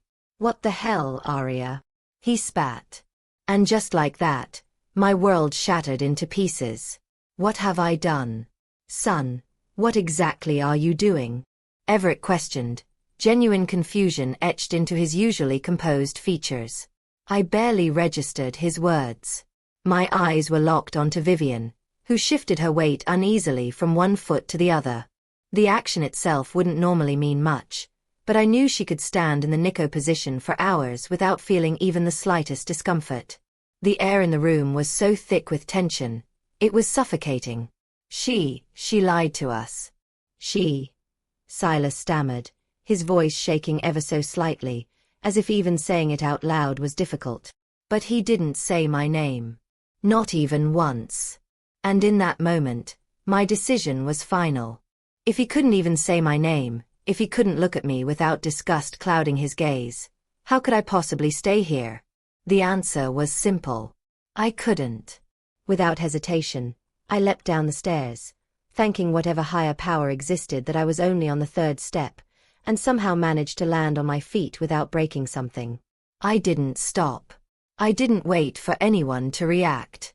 I bolted straight out the front door before they could even process what was happening. The last thing they expected me to do was run. Well, tough luck. They still saw me as weak, fragile, and naive. They thought I was still the Nico girl who had once been too blind to see the truth. But I wasn't. They hadn't truly met the new me yet. Silas had seen a glimpse of who I really was, and his response had been anything but good. I rushed past Dante's dumbfounded expression, Celeste's wide-eyed shock, Vivian's barely contained tears, Lucian's evident worry, Seraphina's pure distress, and Everett's carefully masked concern. And of course, how could I forget Silas, my so-called mate, standing there, lips curled into a snarl, while Valeria and her coven smirked smugly as if they had won some kind of sick game. But there were two people in that room who didn't look at me with contempt. Two people whose expressions were filled with something else. Sympathy. Thank you, Celine and Raphael. As soon as my feet hit the porch, I didn't hesitate. I leapt over the wooden railing, shifting mid-air into my snow-white wolf form. I landed with a soft thud on the damp ground, my forepaws barely making a sound.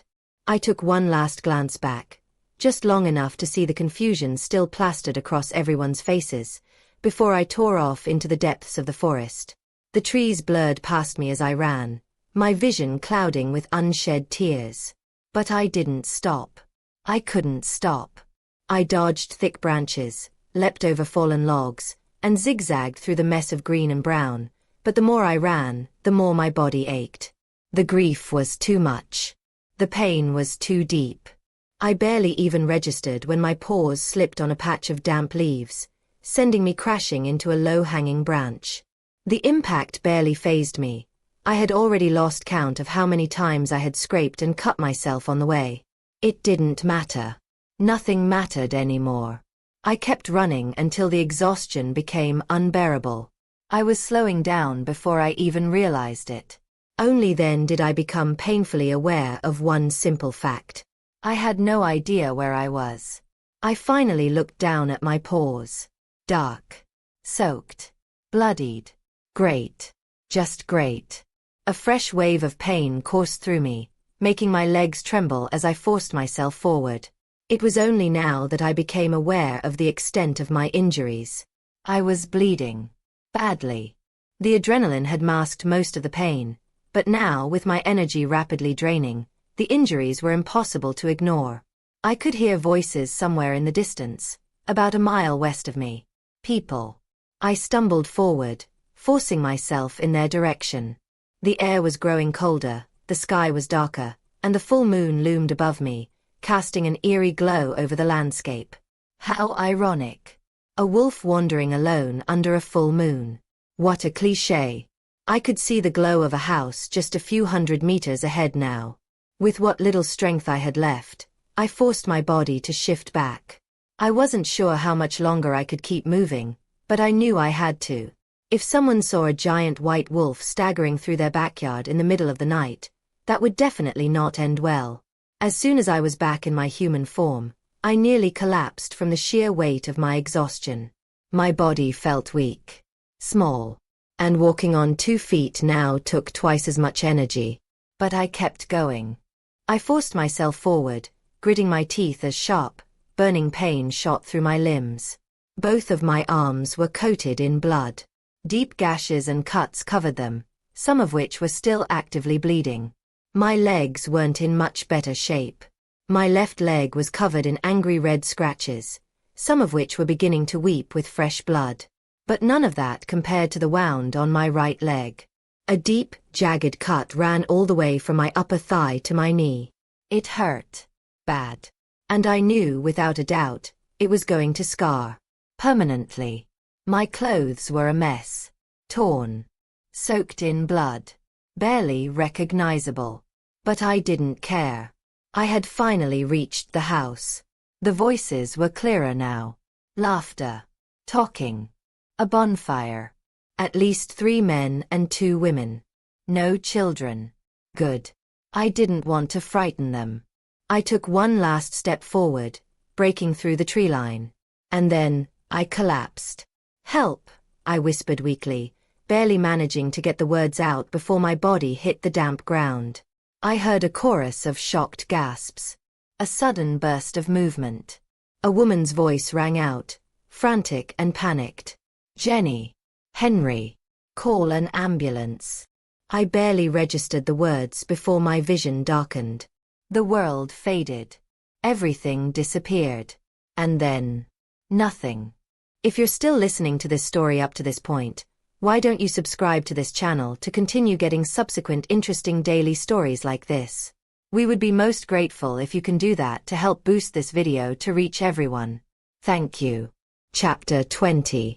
I was freezing, so unbearably cold that I curled up against my thin jacket and flimsy leggings, silently cursing myself for making such a terrible wardrobe choice. Why on earth did I wear this? Alaska was known for its harsh, unforgiving cold, much like Forks. Forks. What a strange name for a town. Who in their right mind names a place after a piece of cutlery? Are there places called Knives or Spoons out there too? Can you imagine telling someone you live in a town called Spoons? I decided to climb up the giant, snow-covered mountain that I had mysteriously found myself on. Wait. How did I even get here? I had no recollection of ever leaving for Alaska. Was I sleepwalking? Oh well. At least the view was stunning from up here. Maybe I should go climb the other mountain I could see in the distance.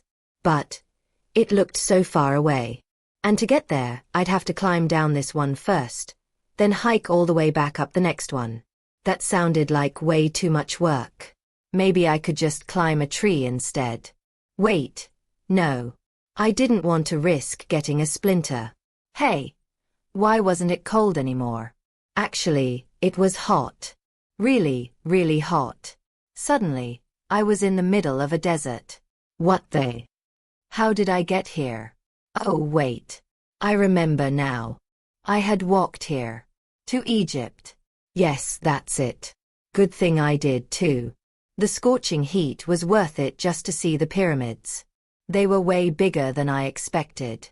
Maybe there was water inside one of them. My throat was killing me. Water. Run, Aria. Run. But I couldn't. My legs felt strange. Numb. Maybe it was the heat. Which was gone. Huh. What was that beeping sound? It sounded like my alarm clock. Why would the pharaohs steal my alarm clock? Mom could turn it off, right? Yeah. She could handle it. Beep. Beep. Beep. Beep. Ugh, Mom, turn off the alarm already. But no one did. I groaned, realizing I'd have to do it myself.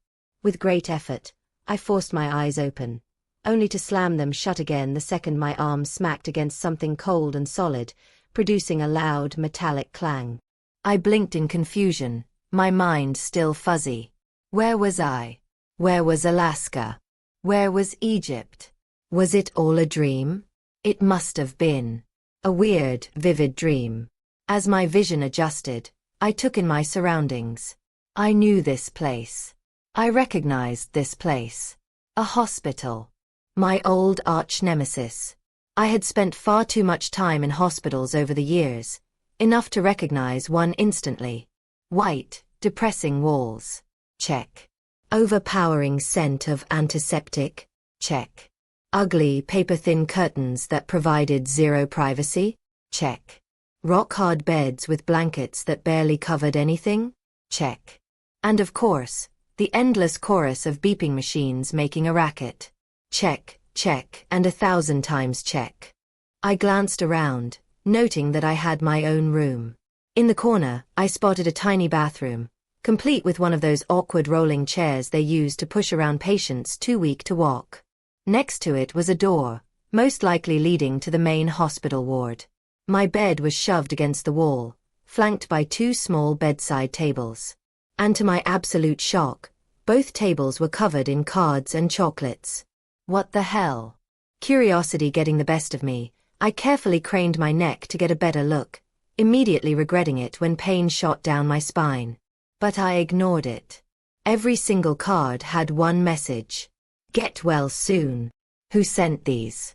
I turned my gaze toward the monitors hooked up to me and quickly figured out the source of the beeping. The heart monitor. Great. It was out of reach, and I was too lazy to actually move, so I decided to cheat. I looked down at my right arm and realized it was completely wrapped in a white cast, stretching up to my elbow. My left arm was bandaged, with a cannula taped into place. Some kind of fluid was slowly dripping into my veins. EW. I hated needles. Gritting my teeth, I carefully reached over and wrapped my fingers around the monitor strap on my arm, making sure not to pull on the giant needle sticking into me. Okay, fine. The needle wasn't actually that big. But still. Gross. I gave the strap one solid yank.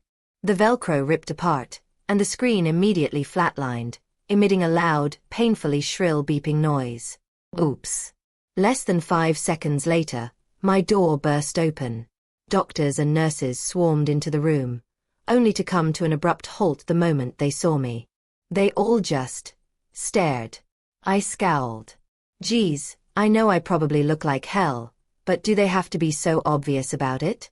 They started whispering amongst themselves, their eyes flickering between me and their clipboards, before one of them rushed over and threw the curtains open. Bright sunlight flooded the room, making me hiss as I shielded my eyes. Great. Now I looked like a cliché vampire. The sudden movement seemed to snap the rest of the medical staff into action. I felt hands on my arm as a doctor unwrapped my bandages, carefully removing the 4-needle before covering the spot with a small bandage. Another nurse pushed me back down onto the bed, placing a stethoscope on my chest before scribbling something down on a clipboard and scurrying off. A third nurse handed me a cup of water. I took it with a shaky hand before reaching up to rub my face, only to freeze. Something was covering my mouth and nose. I yanked at it in confusion, only now realizing I had been wearing an oxygen mask. How did I not notice this before? It wasn't exactly small. I struggled with it for a moment before giving up, allowing the nurse to remove it for me. Thanks, I muttered, finally taking a sip of water.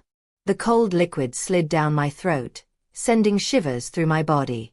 2 of the nurses exchanged wary glances. Are you feeling all right? One of them asked. She was a middle-aged woman, maybe in her late 30s. I parted my lips to answer, but nothing came out. I rolled my tongue a few times, willing myself to speak. Yeah, I'm fine, I finally managed. Just a bit cold. I pulled the thin blanket over me. I hope your fever isn't coming back, the male nurse muttered, placing a cool hand on my forehead. Fever? I frowned. I don't have a fever, I said slowly. I'm just cold. Besides, fevers take weeks to recover from, not a few hours. The nurses exchanged uneasy glances. The female nurse sighed. Sweetheart. She hesitated, her voice gentle, yet tense. You've been in a coma for 4 months.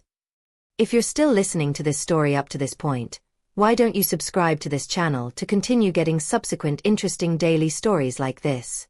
We would be most grateful if you can do that to help boost this video to reach everyone. Thank you. Chapter 21. What do you mean fever? I don't have a fever, I'm just cold. Besides, fevers take weeks to recover from, not just a couple of hours, I argued, a sense of unease creeping into my voice. What if my shifter healing was affecting this? Could they tell I wasn't exactly normal? Sweetheart, the female nurse said, a worried expression etched across her features. You've been in a coma for 4 months. What? How? Why? 1,000 questions raced through my brain all at once, colliding into each other so fast that I couldn't form a single coherent thought. How, why? I finally stammered, struggling to put the words together. Don't you remember? The male nurse asked, eyes slightly widened as he jotted something down on the clipboard at the foot of my bed. Remember what? I asked, utterly lost. You stumbled into someone's backyard, miles from here, half dead. To be completely honest, we're still not entirely sure how you survived, the female nurse supplied, filling in the gaps for me. So that's when my shifter healing kicked in. I remember that. I blurted, waving my arms, only to wince in pain. I just don't understand how I ended up in a coma for 4 months. You were already unconscious when you arrived at the hospital. We had to rush you into emergency surgery and perform multiple blood transfusions, the male nurse explained, flipping through some notes. We still don't know exactly why you fell into a coma, but after the surgery, your body temperature plummeted too low. We had to wrap you in heat packs just to stabilize you. Unfortunately, that led to you developing a fever as well. But you're okay now, right? I guess, I admitted, rubbing my eyes tiredly. I'm just exhausted. And very curious. Who sent all these cards? I gestured toward the overflowing pile on the bedside table. Well, the female nurse started, shifting her weight slightly. We tracked your medical records back to Forks. Honestly, it wasn't hard. You have quite the extensive history with hospitals. I groaned, feeling heat rush to my cheeks. Great. Even medical professionals think I'm accident-prone. I'm Julia, by the way, she added with a small smile. Oh. And I'm Mitchell, the male nurse chimed in, realizing they hadn't introduced themselves earlier. Aria, I replied. But I'm sure you already knew that. Yeah, Mitchell chuckled. Your ID kind of gave it away. Here, Julia said, reaching into the front pocket of her apron. I was told to give you this. A girl named Serafina dropped it off. Serafina. I took the small envelope from her hands, my name written in Serafina's flawless, elegant script across the front. Thanks, I murmured, staring at the envelope. Did I even want to open this? If you need anything, just press the call button, Julia reminded me. Sure thing, hun. We'll be around, Mitchell added as he handed me the remaining cards before they both exited the room, shutting the door behind them. I exhaled deeply, setting Serafina's letter aside for now. Might as well start with the cards. I reached for the first one and flipped it open. Dear Aria, get well soon. Call us when you can. We need all the details. Zoxo, Lauren and Jessica. I rolled my eyes. Of course those two would jump at the chance to dig for gossip. Moving on, I grabbed the next card. As soon as I saw the cover, I burst into laughter. A fluffy kitten in a tiny hospital bed blinked up at me, looking ridiculously adorable. Dear Aria, what did you do to end up in the hospital? You're in a coma and in so much trouble. Lots of love. Asher XX. Oh, fantastic. Asher was going to lose it when he found out the full story. I definitely needed to call him ASAP. I picked up the next card and instantly recognized the familiar, messy handwriting. Dad. Dear Aria, what happened? Everyone's completely lost. You disappeared on the Nico day the Cullens left town, and people have been going crazy. At first, I thought you had run off with them, but I refused to believe you'd be that reckless. Then, 2 days later, I get a call from Michigan saying you're in their care and in a coma. I tried reaching you through the mind link, but it was like screaming into a brick wall. I don't know what's going on, but please, get better soon, my darling daughter. Call me as soon as you can. Love. Dad XXX. By the time I finished reading, tears were sliding down my face. I missed everyone so much. Where even was I? I continued sifting through the pile, laughing at some cards, sobbing over others. There was one from the family who found me, saying they had visited me frequently but were currently on vacation in Spain. They'd be back tomorrow. I even had a card from the entire Forks High School, the police department, and the reservation kids, Asher included. He had even scribbled a personal note, apologizing profusely. After reading the last one, I sighed. There was only one thing left. Serafina's letter. I stared at it, debating whether to read it or burn it. After a few seconds, I finally reached for it. Unlike the other letters, Serafina hadn't sealed it in an envelope. Instead, she had wrapped a delicate string around it, tying it into a neat little bow. I almost laughed. Almost. How ironic. She probably had a vision of me getting a paper cut or something. With a deep breath, I pulled at the bow, letting the string fall away. I unfolded the first page and began reading. Dearest Aria, I am so sorry for what you are about to discover. Nope. That's enough. Everyone knows you never start a letter with an apology. That's a surefire way to make someone not want to read it. Without a second thought, I tucked the letter under the water jug on my bedside table. I'd deal with it later. For now, I really needed to pee. I tried swinging my legs over the side of the bed, but they refused to move. Still completely asleep. My muscles felt weak, probably from not being used for 4 months. I reached for the call button and pressed it, hoping someone would come quickly. Within 15 seconds, the door swung open. Julia. Thank God. Are you okay, sweetheart? Are you in pain? Do you need more medication? She asked in a gentle, motherly voice, instantly reminding me of Vivian. The thought stung. No, I'm fine, I reassured her with a small laugh. I just really need the bathroom, but my legs are still completely numb. Oh, that's normal, Julia said, guiding me into a sitting position. Some of your injuries might make it uncomfortable to walk. You had a very deep wound on your back.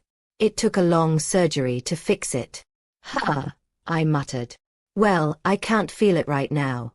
I'm just aching all over. Where exactly am I? You're in Montana Intensive Care Hospital, Julia answered casually. Montana. Montana. My eyes widened in shock as I gasped. I had managed to run across 2 entire states during my breakdown. How long had I been running? Julia noticed my reaction but didn't comment. Instead, she took my arm. Okay. 3, 2, 1. She helped me stand. And I collapsed. Aria, she gasped, catching me. But I barely heard her.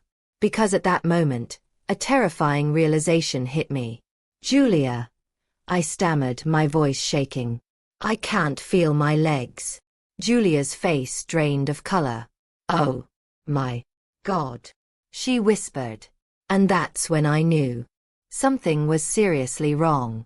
If you're still listening to this story up to this point, why don't you subscribe to this channel to continue getting subsequent interesting daily stories like this? We would be most grateful if you can do that to help boost this video to reach everyone. Thank you.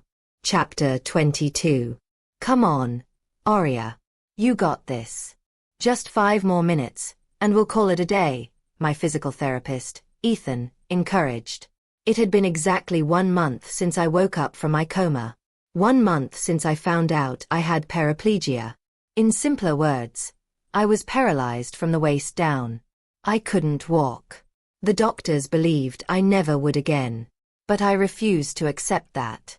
I demanded a chance, and after Wesley showed up, the hospital caved in. They had no idea that my shifter healing would give me an advantage. Not that I could exactly tell them that. I wanted to go back to Forks, but apparently, the town didn't have the facilities to support my rehabilitation.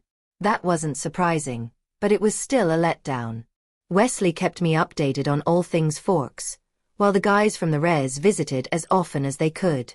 Naomi and Brandon came once, but they said traveling was expensive, so we settled for phone calls instead. I sighed, forcing myself to refocus.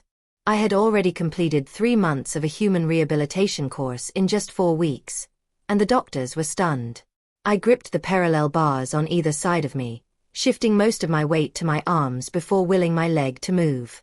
Nothing happened. Panic surged through me.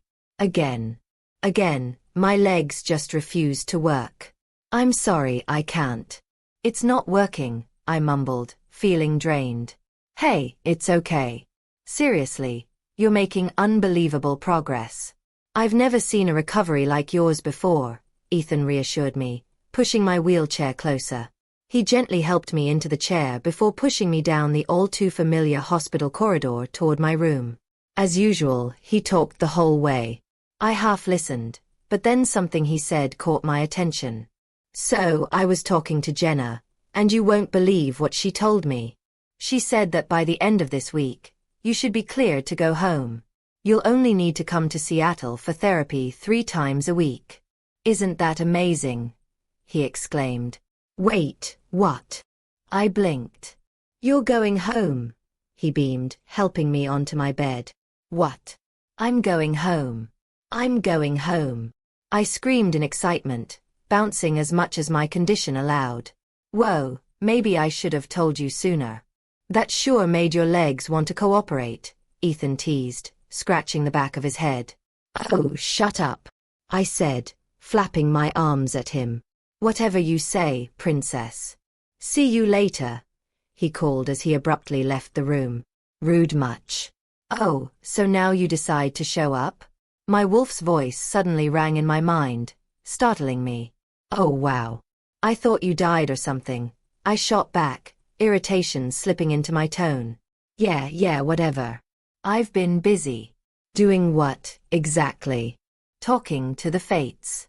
Silence. We didn't imprint on Silas.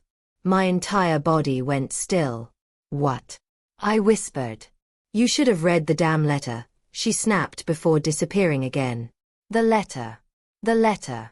I knew exactly where it was. I just hadn't wanted to read it.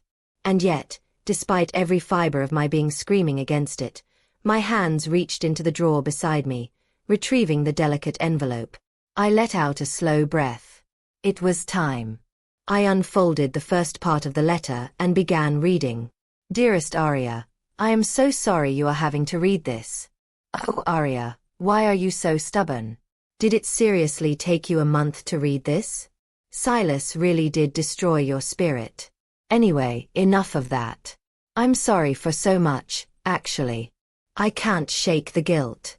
I should have seen it, but I didn't. I know you're paralyzed, but I can't see anything else. You silly shifter. I'm surprised I saw even that much in the first place.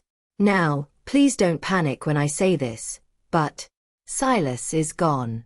He ran off with the Denollis. He admitted that Valeria was his true mate. I'm so sorry, Aria. He left an hour after you, and we haven't heard from either of them since. 3 days later, Lucian and I had a fight. I don't even know what happened. When he returned from tearing through the forest, our bond was gone. The sparks vanished. Everything changed. Everett is falling apart.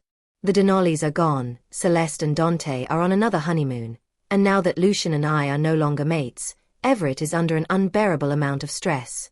Everyone can feel it. Aria, please come back as soon as you can. There's a terrible feeling in the air. I think something bad is coming. Something very, very bad. And I don't think we can stop it without you. Serafina. Hugs and kisses. Oh my God. What the hell is going on? Come on, Aria. You're almost there, Wesley encouraged, watching me struggle to move my legs.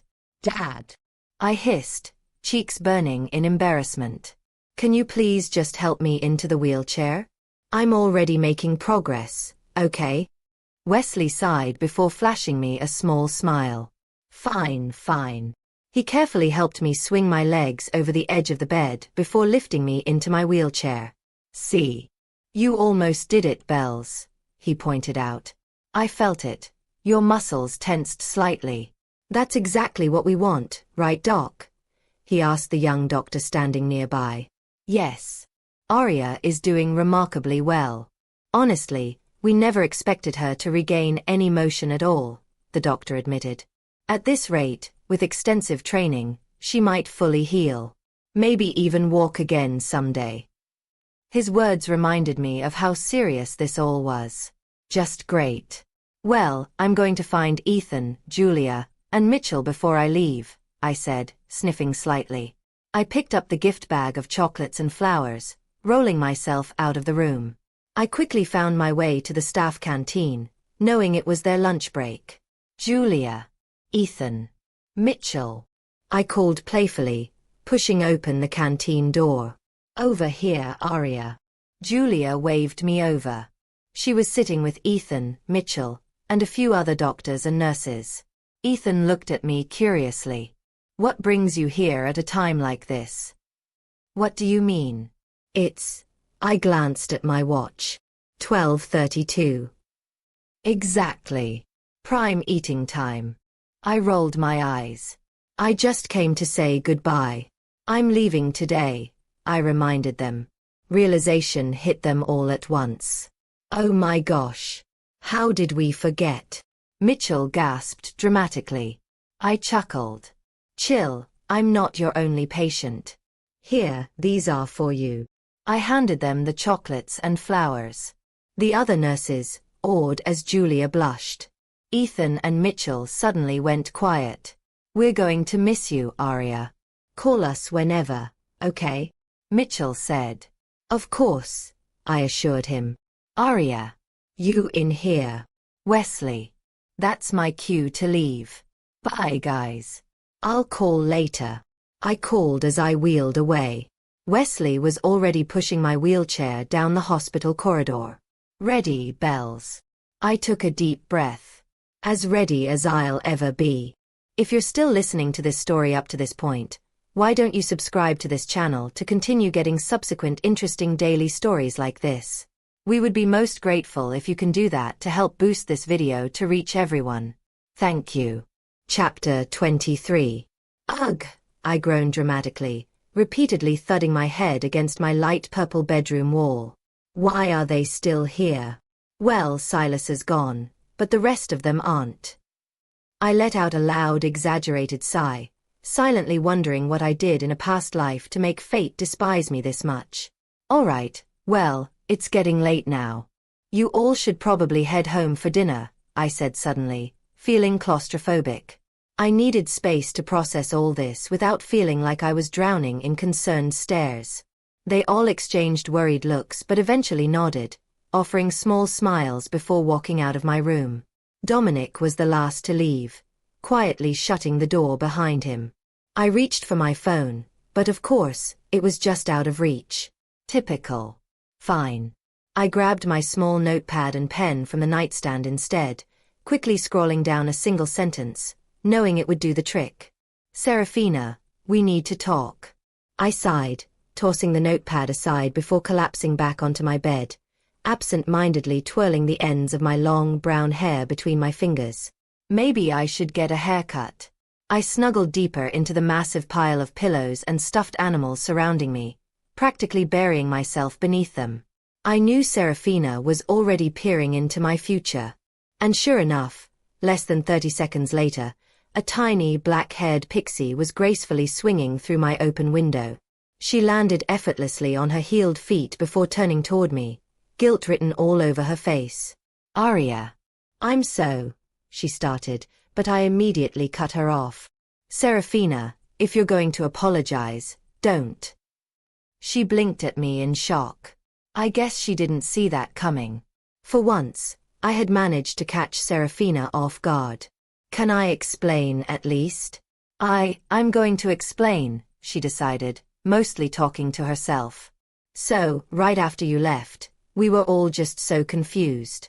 Silas vanished with Valeria immediately, giving us some dramatic speech about how stupid we all were, being completely rude, long story short. She ranted, and I couldn't help but chuckle a little. At this, she perked up, beaming as she scooted closer from her spot near the window to perch lightly on the edge of my bed. Anyway, we all tried calling you, trying to figure out what happened. I was totally confused because I had seen a vision of you threatening Valeria with fire. But when we couldn't get through, we called the pack. I cut her off sharply, biting my tongue to stop myself from snapping. Yes, pack, whatever you want to call them, she waved a dismissive hand. We called them, and they assumed you were with us, like always. That's when we really started freaking out. We had no idea where you were. We tried tracking your scent, but the rain had long since washed it away. After searching all night, we finally had to give up. Then the next day, around 3 in the afternoon, Everett got a call from Montana Intensive Care Hospital. Serafina took a deep, shaky breath. They said you were in a coma. A coma, Aria. Her voice cracked, and suddenly, she was hunched forward, forearms braced on her knees, trembling. My eyes widened at the raw emotion. I instantly dragged myself over, wrapping my arms around her small, trembling frame. Serafina, hey, it's okay. Please. Just breathe. Where's Lucian? The others. Just calm down, I stammered, trying to soothe my former best friend. Then, suddenly, another vampire was in my room, yanking Serafina away from me. I gasped, shocked by the sudden intrusion, my breathing ragged. I could barely process what was happening, but I could hear whispers between them, too low for me to properly catch. I only caught a few words. That's when my patience snapped. Hello. I drawled sarcastically, rolling my eyes. The newcomer immediately hissed at me. My eyes widened as he crouched defensively, shielding Serafina and pushing her into the furthest corner of my room. Damien, stop. Serafina cried, gripping his arm. Damien. Who the hell is Damien? I'll keep going, Aria, Serafina said, stressing my name. I noticed Damien stiffen before sending me a cautious glance, then pulling Serafina closer, crushing her against his side. Okay, so, after 2 days, the rest of the Denollys left. They said they got a call from Valeria. We haven't heard from them or Silas since. It's all so confusing. But, that's not all. I tensed. What else could possibly happen? This is Damien. Serafina gestured toward him. He's my mate. What? The actual hell? What? I shrieked. I thought Lucian was your mate. My brain short-circuited. What else haven't you told me? Any other secrets? Is Dante secretly gay? Is Celeste a fairy from the mythical land of Narnia? Or, wait, is she the Ice Queen? That would actually make sense. I ranted, tugging my hair while flailing my arms dramatically. Aria, please calm down. Let me explain. Serafina pleaded. Lucian was never my mate. He was just a companion until we each found our true mates. Lucian found his a while ago, but she was being tricked into believing she was someone else's mate. And me. I found Damien 2 weeks after you disappeared. The pack, she paused, correcting herself at my glare, was chasing him off their land. I nearly had a heart attack when I saw a vision of him running from 3 giant wolves. I opened my mouth to respond, but both Serafina and Damien's heads suddenly snapped toward my door. Before I could blink, a gust of wind, a blur of movement, and they were gone. What they? I was yanked from my whirling thoughts by a rapid knock on my door. Aria, you okay in there? I thought I heard shouting. Wesley's voice. I exhaled. I'm fine, Dad. Serafina just stopped by. He cracked the door open slightly. All right. Dinner's almost ready. You hungry? Starving, I admitted, forcing a small smile. You know me, Bells. I just ordered pizza. Should be here in 30 minutes. I'm heading out for a quick run. Haven't shifted in a while, he added sheepishly. Sure thing, Dad. I'll be fine. I watched from my window as he disappeared into the woods, shifting into a coyote mid-stride. I sighed. I longed to shift again. But after what happened in the hospital? No way. I wasn't risking it again. Not yet. If you're still listening to this story up to this point, why don't you subscribe to this channel to continue getting subsequent interesting daily stories like this? We would be most grateful if you can do that to help boost this video to reach everyone. Thank you. Chapter 24. Only if you get me peanut butter. I let out a sharp gasp, nearly losing my balance and tipping over. That would be bad. Very, very bad. I quickly turned myself around, gripping the crutches tightly, and started shuffling forward toward my door. 1 step at a time, placing the crutches down first, then dragging each foot as best as I could. By the time I finally reached my doorway, 5 minutes later, both my arms and legs ached. I felt a breeze. And froze. Where did that come from? I knew for a fact that all my windows were closed. I had checked them just a few minutes ago. Locked them too after Serafina had last visited. Vampires had a bad habit of not understanding when they weren't welcome. Hey, sweet pea. A too cheerful voice interrupted my thoughts, startling me so badly that a shriek burst out of my mouth. The ground suddenly lurched toward me. I squeezed my eyes shut, bracing for impact. But instead of crashing, I landed in two strong, cold arms. I slowly unclenched my face and blinked up, only to find myself staring into a pair of blood-red eyes. Vampire. A piercing scream tore through the air, only for me to realize a second later that I was the one screaming. I flung myself out of the vampire's arms, hitting the carpet hard before scrambling away as quickly as I could, not even bothering to look where I was going. Big mistake. I suddenly felt the awful sensation of falling. Before I even had time to react, I was tumbling down the stairs, hitting each step painfully along the way. But before I could plummet any further, another set of smaller, but equally freezing arms caught me. By this point, I was a shaking, stammering mess. I was carefully placed onto the large armchair in my living room, my ragged breaths the only sound breaking the silence. For the next few minutes, all I could do was sit there, whimpering softly, trying to calm myself down. Weak. That's what I looked like. Vulnerable. Helpless. And I hated it. No, I needed to fix this. They couldn't see me like this. I took a deep breath, forced myself to stop sniffling, and pushed my hair out of my face. Finally, I focused on them. Two vampires. Sitting together across from me. A man and a woman. The man had a messy mop of dirty blonde hair, styled so carelessly it looked like he hadn't touched a comb in years. He was built like a tank, broad shoulders, firm chest, towering presence. Everything about him screamed untamed. Something about his wild, rugged stance made unease curl in my stomach. His skin, pale like all vampires, had a rough texture. It wasn't smooth like the Cullens. But his most noticeable feature? His blood-red eyes. They were unsettling, yet oddly playful. Like he was 2 seconds away from either joking or tearing the place apart. The woman was the opposite. Her long blonde hair was perfectly styled down to her mid-back. Unlike her companion, she was delicate, small, refined. She sat completely still. Too still. Her red eyes were void of emotion, but occasionally, small flickers of something unreadable would shine through. They didn't move. They just stared. After another few minutes, I finally spoke. "All right," I said flatly. "Care to explain why the hell you're in my house?" That got a reaction. They exchanged a glance, like they hadn't expected me to be this calm after screaming like a banshee 5 minutes ago. I sighed internally. Great. They thought I was just some weak little human.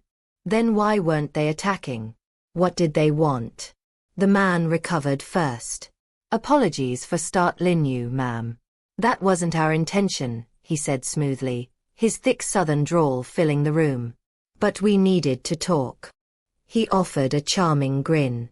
"My name is Grayson Tate, and this lovely lady here," he gestured, "is my mate, Evangeline." At the mention of her name, Evangeline leaned into him. "Whitlock." My brows furrowed. "As in Lucian Carter?" "Exactly," Evangeline answered smoothly, her red eyes locking onto mine. "So, sweet pea," Grayson tilted his head, "will you let us explain?" I raised an eyebrow. "Only if you get me peanut butter." Story time. So let me get this straight. I pointed at both Grayson and Evangeline. "You two fought in some wild vampire war with Lucian a couple 100 years ago?" "That's right, hun." Evangeline flashed a small smile, showing just enough fong to remind me of what she was.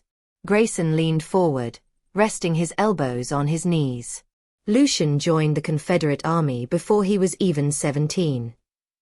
"Wait, he was that young?" I interrupted. "Yup. And he climbed the ranks fast. By 19, he was already a major. He had a way with people, even as a human. One night, after evacuating civilians, He ran into 3 vampires.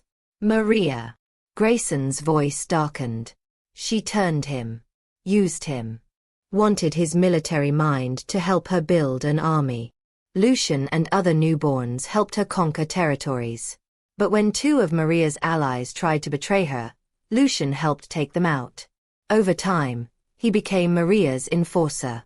Lucian's job was to kill the newborns once they were a year old. Evangeline's voice was quieter. He could feel their pain. Every time he killed, he felt it. Like he was the one dying. I swallowed hard. The Lucian I knew was calm, controlled.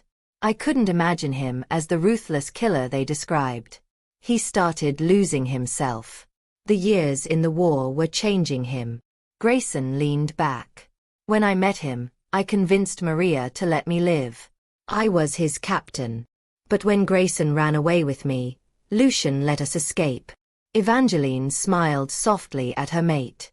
Lucian stayed. Plotted. Until, finally, he left. And he was never the Nico. I blinked, absorbing the story. Okay, but why are you telling me this? I'm not exactly his best friend. Grayson grinned. We probably shouldn't have told you. But if Lucian asks. Evangeline smirked. You didn't hear it from us. I sighed. Okay, fine.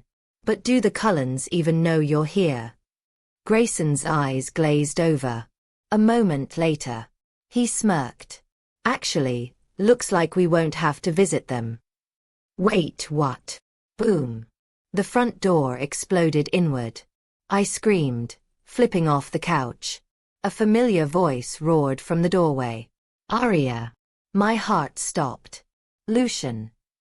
If you're still listening to this story up to this point, why don't you subscribe to this channel to continue getting subsequent interesting daily stories like this?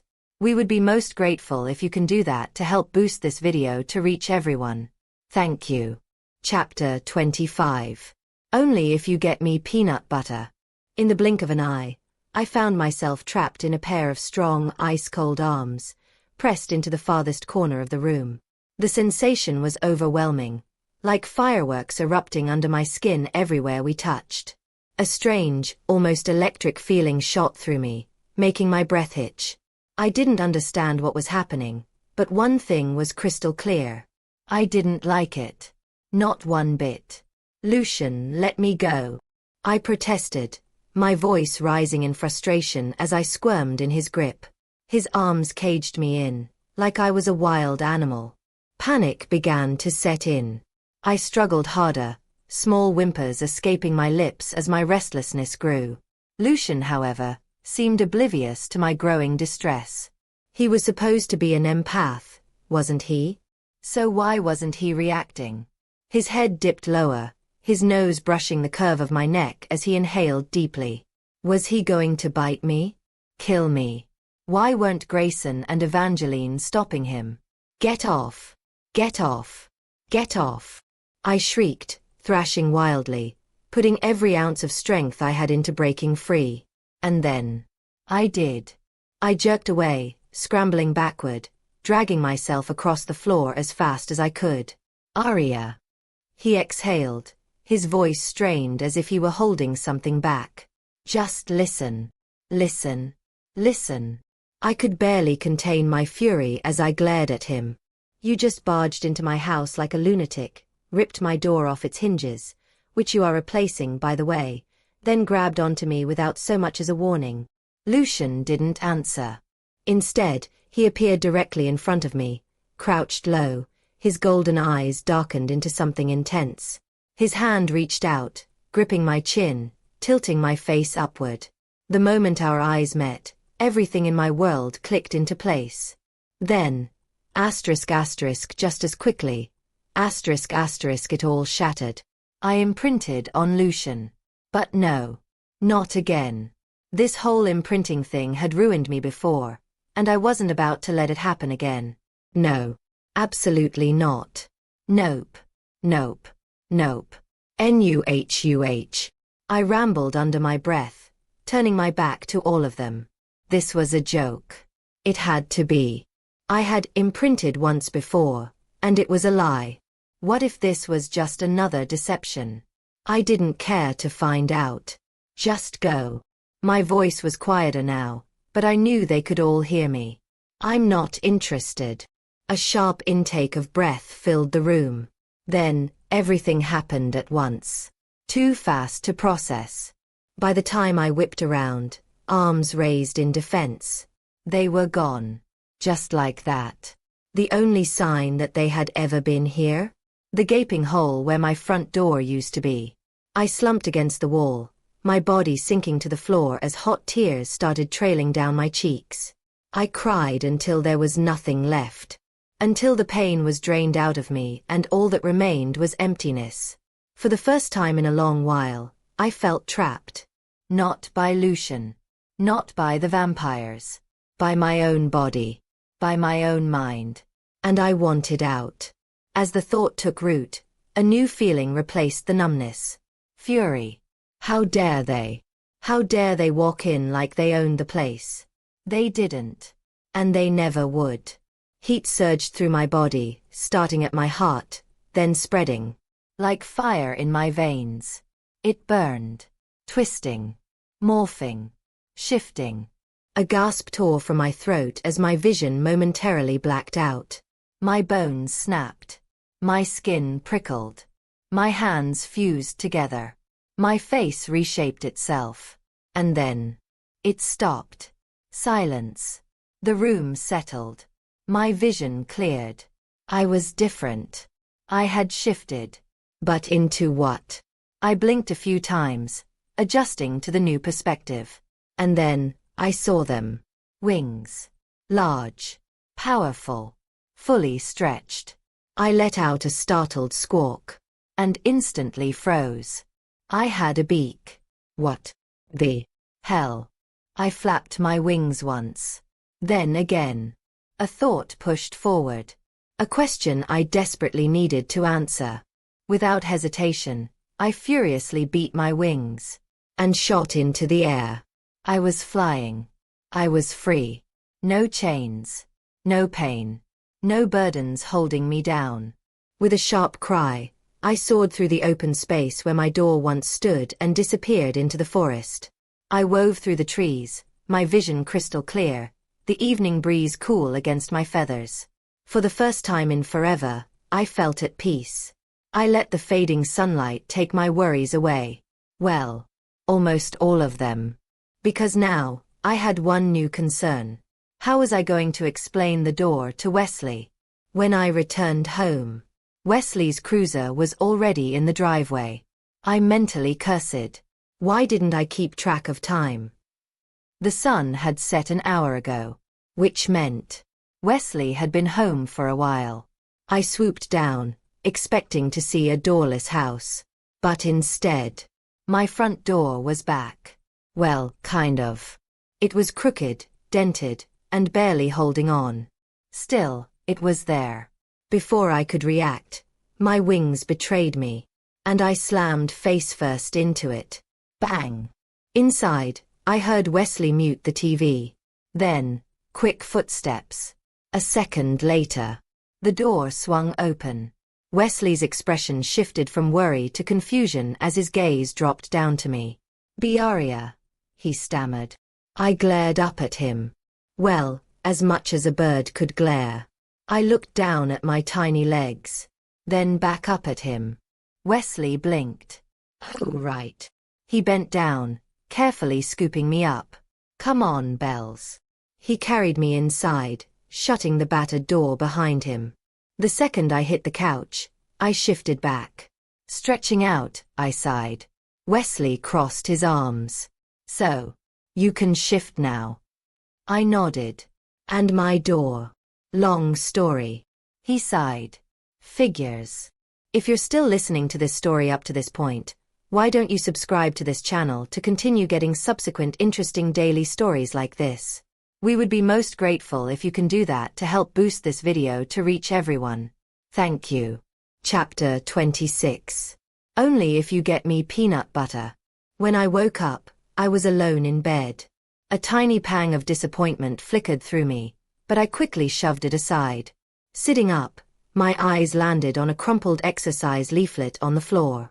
The hospital had given it to me, listing out the routines I needed to do between my monthly rehab sessions. Using my arms, I swung my legs over the edge of the bed, bending down to pick up the paper. But the second I sat back up, I shrieked. 3 familiar figures were now in my room. Vampires. What are you doing here? I yelped, scrambling to tug my nightdress lower, only to accidentally expose more cleavage instead. 2 simultaneous hisses filled the air, one from Evangeline and another from Lucian. Before I could blink, Evangeline smacked Grayson, who was staring at me with wide eyes. Then, I was suddenly enveloped by Lucian's massive frame. Mine. His voice was a low, guttural growl, his once golden eyes now pitch black with fury. Grayson and Evangeline stepped back instantly, before darting out the window. From outside, I could faintly hear Evangeline berating her mate. I chuckled. Serves him right. Turning my focus back to Lucian, I realized he was still seething. His body vibrated with tension, his fists clenched tight. Hey, calm down, Lucian. I said hesitantly, unsure if my words would actually help. They're gone now. You're mine. His voice rumbled with possessiveness. No one should see you like this except for me. Aha. I hummed awkwardly, hating where this conversation was heading. Time for a subject change. How about we play 20 questions? I blurted. Lucian paused. What? You've never played? I asked, genuinely surprised. He tilted his head slightly. Sorry, darlin'. Haven't exactly been keeping up with human games. Well, it's simple. We each get 10 questions. I ask first, we both answer. Then you ask, we both answer. We keep going till we reach 20. Lucian nodded. Sounds easy enough. Okay, favorite color? Mine's blue. Forest green. I smiled. What did you want to be growing up? He asked. Well, I used to want to work with kids. I sighed, playing with my nightgown hem. But now, I don't know. Lucian was quiet for a moment. I wanted to be a soldier, he murmured. For a while, I was. And I was so damn proud. His voice dropped lower. But then, my life went straight to hell. The game continued, and I learned more about Lucian than I ever had in my time with Silas. I found out he had 2 younger sisters, a dog and a horse. That he grew up on a Texas ranch. That he loved country music and was obsessed with historical books. In return, I shared stories about Phoenix, about my childhood, about the memories I cherished. I was laughing at a ridiculous story Lucian was telling me, something about his horse throwing him face first into the mud. When the door slammed open, Grayson barged in. All right, time's up. His grin stretched wide. Come socialize, Aria, he whined dramatically, dragging out my name. Get out. I screamed, yanking the sheets up to my chin, suddenly very aware of how little clothing I had on. Lucian let out another growl. Grayson bolted. I heard Evangeline shouting at him downstairs, and I rolled my eyes. Why were vampires so annoying? Pushing myself up, I took a step toward my wardrobe. Wait. A step. My eyes widened. I flailed my arms wildly, expecting to fall. But I didn't. I was standing. On my own. I let out a startled shriek. And, as if on cue, the door burst open. Again. If they break that thing, so help me. I looked up to see all 3 vampires frozen in the doorway. Let me get changed. I snapped, wobbling slightly. Lucian, however, looked completely baffled. Aria, you're standing, on your own, and you're more concerned about changing? I shrugged. Well, I mean, if you're fine with Evangeline seeing you in just boxers, then sure, I'll stay lick. No. Lucian cut me off instantly, appearing in front of me, blocking Grayson's view. Okay, get out. Wow, someone's moody. I heard Grayson mutter. Then, smack. Ouch. Woman, that's abuse. Evangeline had hit him. I laughed. Lucian's red eyes met mine for a brief second. Then, he disappeared. I sighed. We still needed to talk about that. After pulling on a soft maxi skirt and an oversized sweater, I slid on a pair of fuzzy socks. Then, I called out for Lucian. Instantly, he appeared, the door swinging open. Gently. Good. He's learning. Aria. Aria, are you okay? He rushed forward, frantic. I rolled my eyes. Wordlessly, I held out my arms. Lucian paused. Then, he smiled softly, his eyes glowing with warmth as he scooped me up. He cradled me close, carrying me bridal style down the stairs. I sighed contentedly, resting my head against his silent chest. Maybe, just maybe, this could actually work out. 1 month later. Time flew by. In just 4 weeks, I had formed a stronger bond with Lucian than I ever had with Silas. Lucian knew everything about me. My dreams, my fears, my past. And I knew him. Grayson had quickly become my partner in crime. Evangeline, or Eva, as she insisted I call her, was like Serafina but with even more attitude. Everything felt perfect. And now, I was leaving Forks. For good. Grayson, Eva, and Lucian were coming with me. I had barely finished packing when I heard Wesley's cruiser pull up. Seconds later, Asher's blue truck rolled in. The pack. They were here to say goodbye. I forced myself down the stairs, determined not to trip. By the time I reached the bottom, everyone was crammed in the living room. It was time. I turned to Wesley. He smiled, eyes glassy. Promise to call and visit whenever you can. I will, Dad. Promise. I hugged him tightly, sobbing. Then, with one last wave, I climbed into the truck.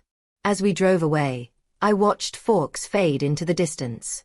A new adventure awaited. This was the start of forever. Thank you for watching this video.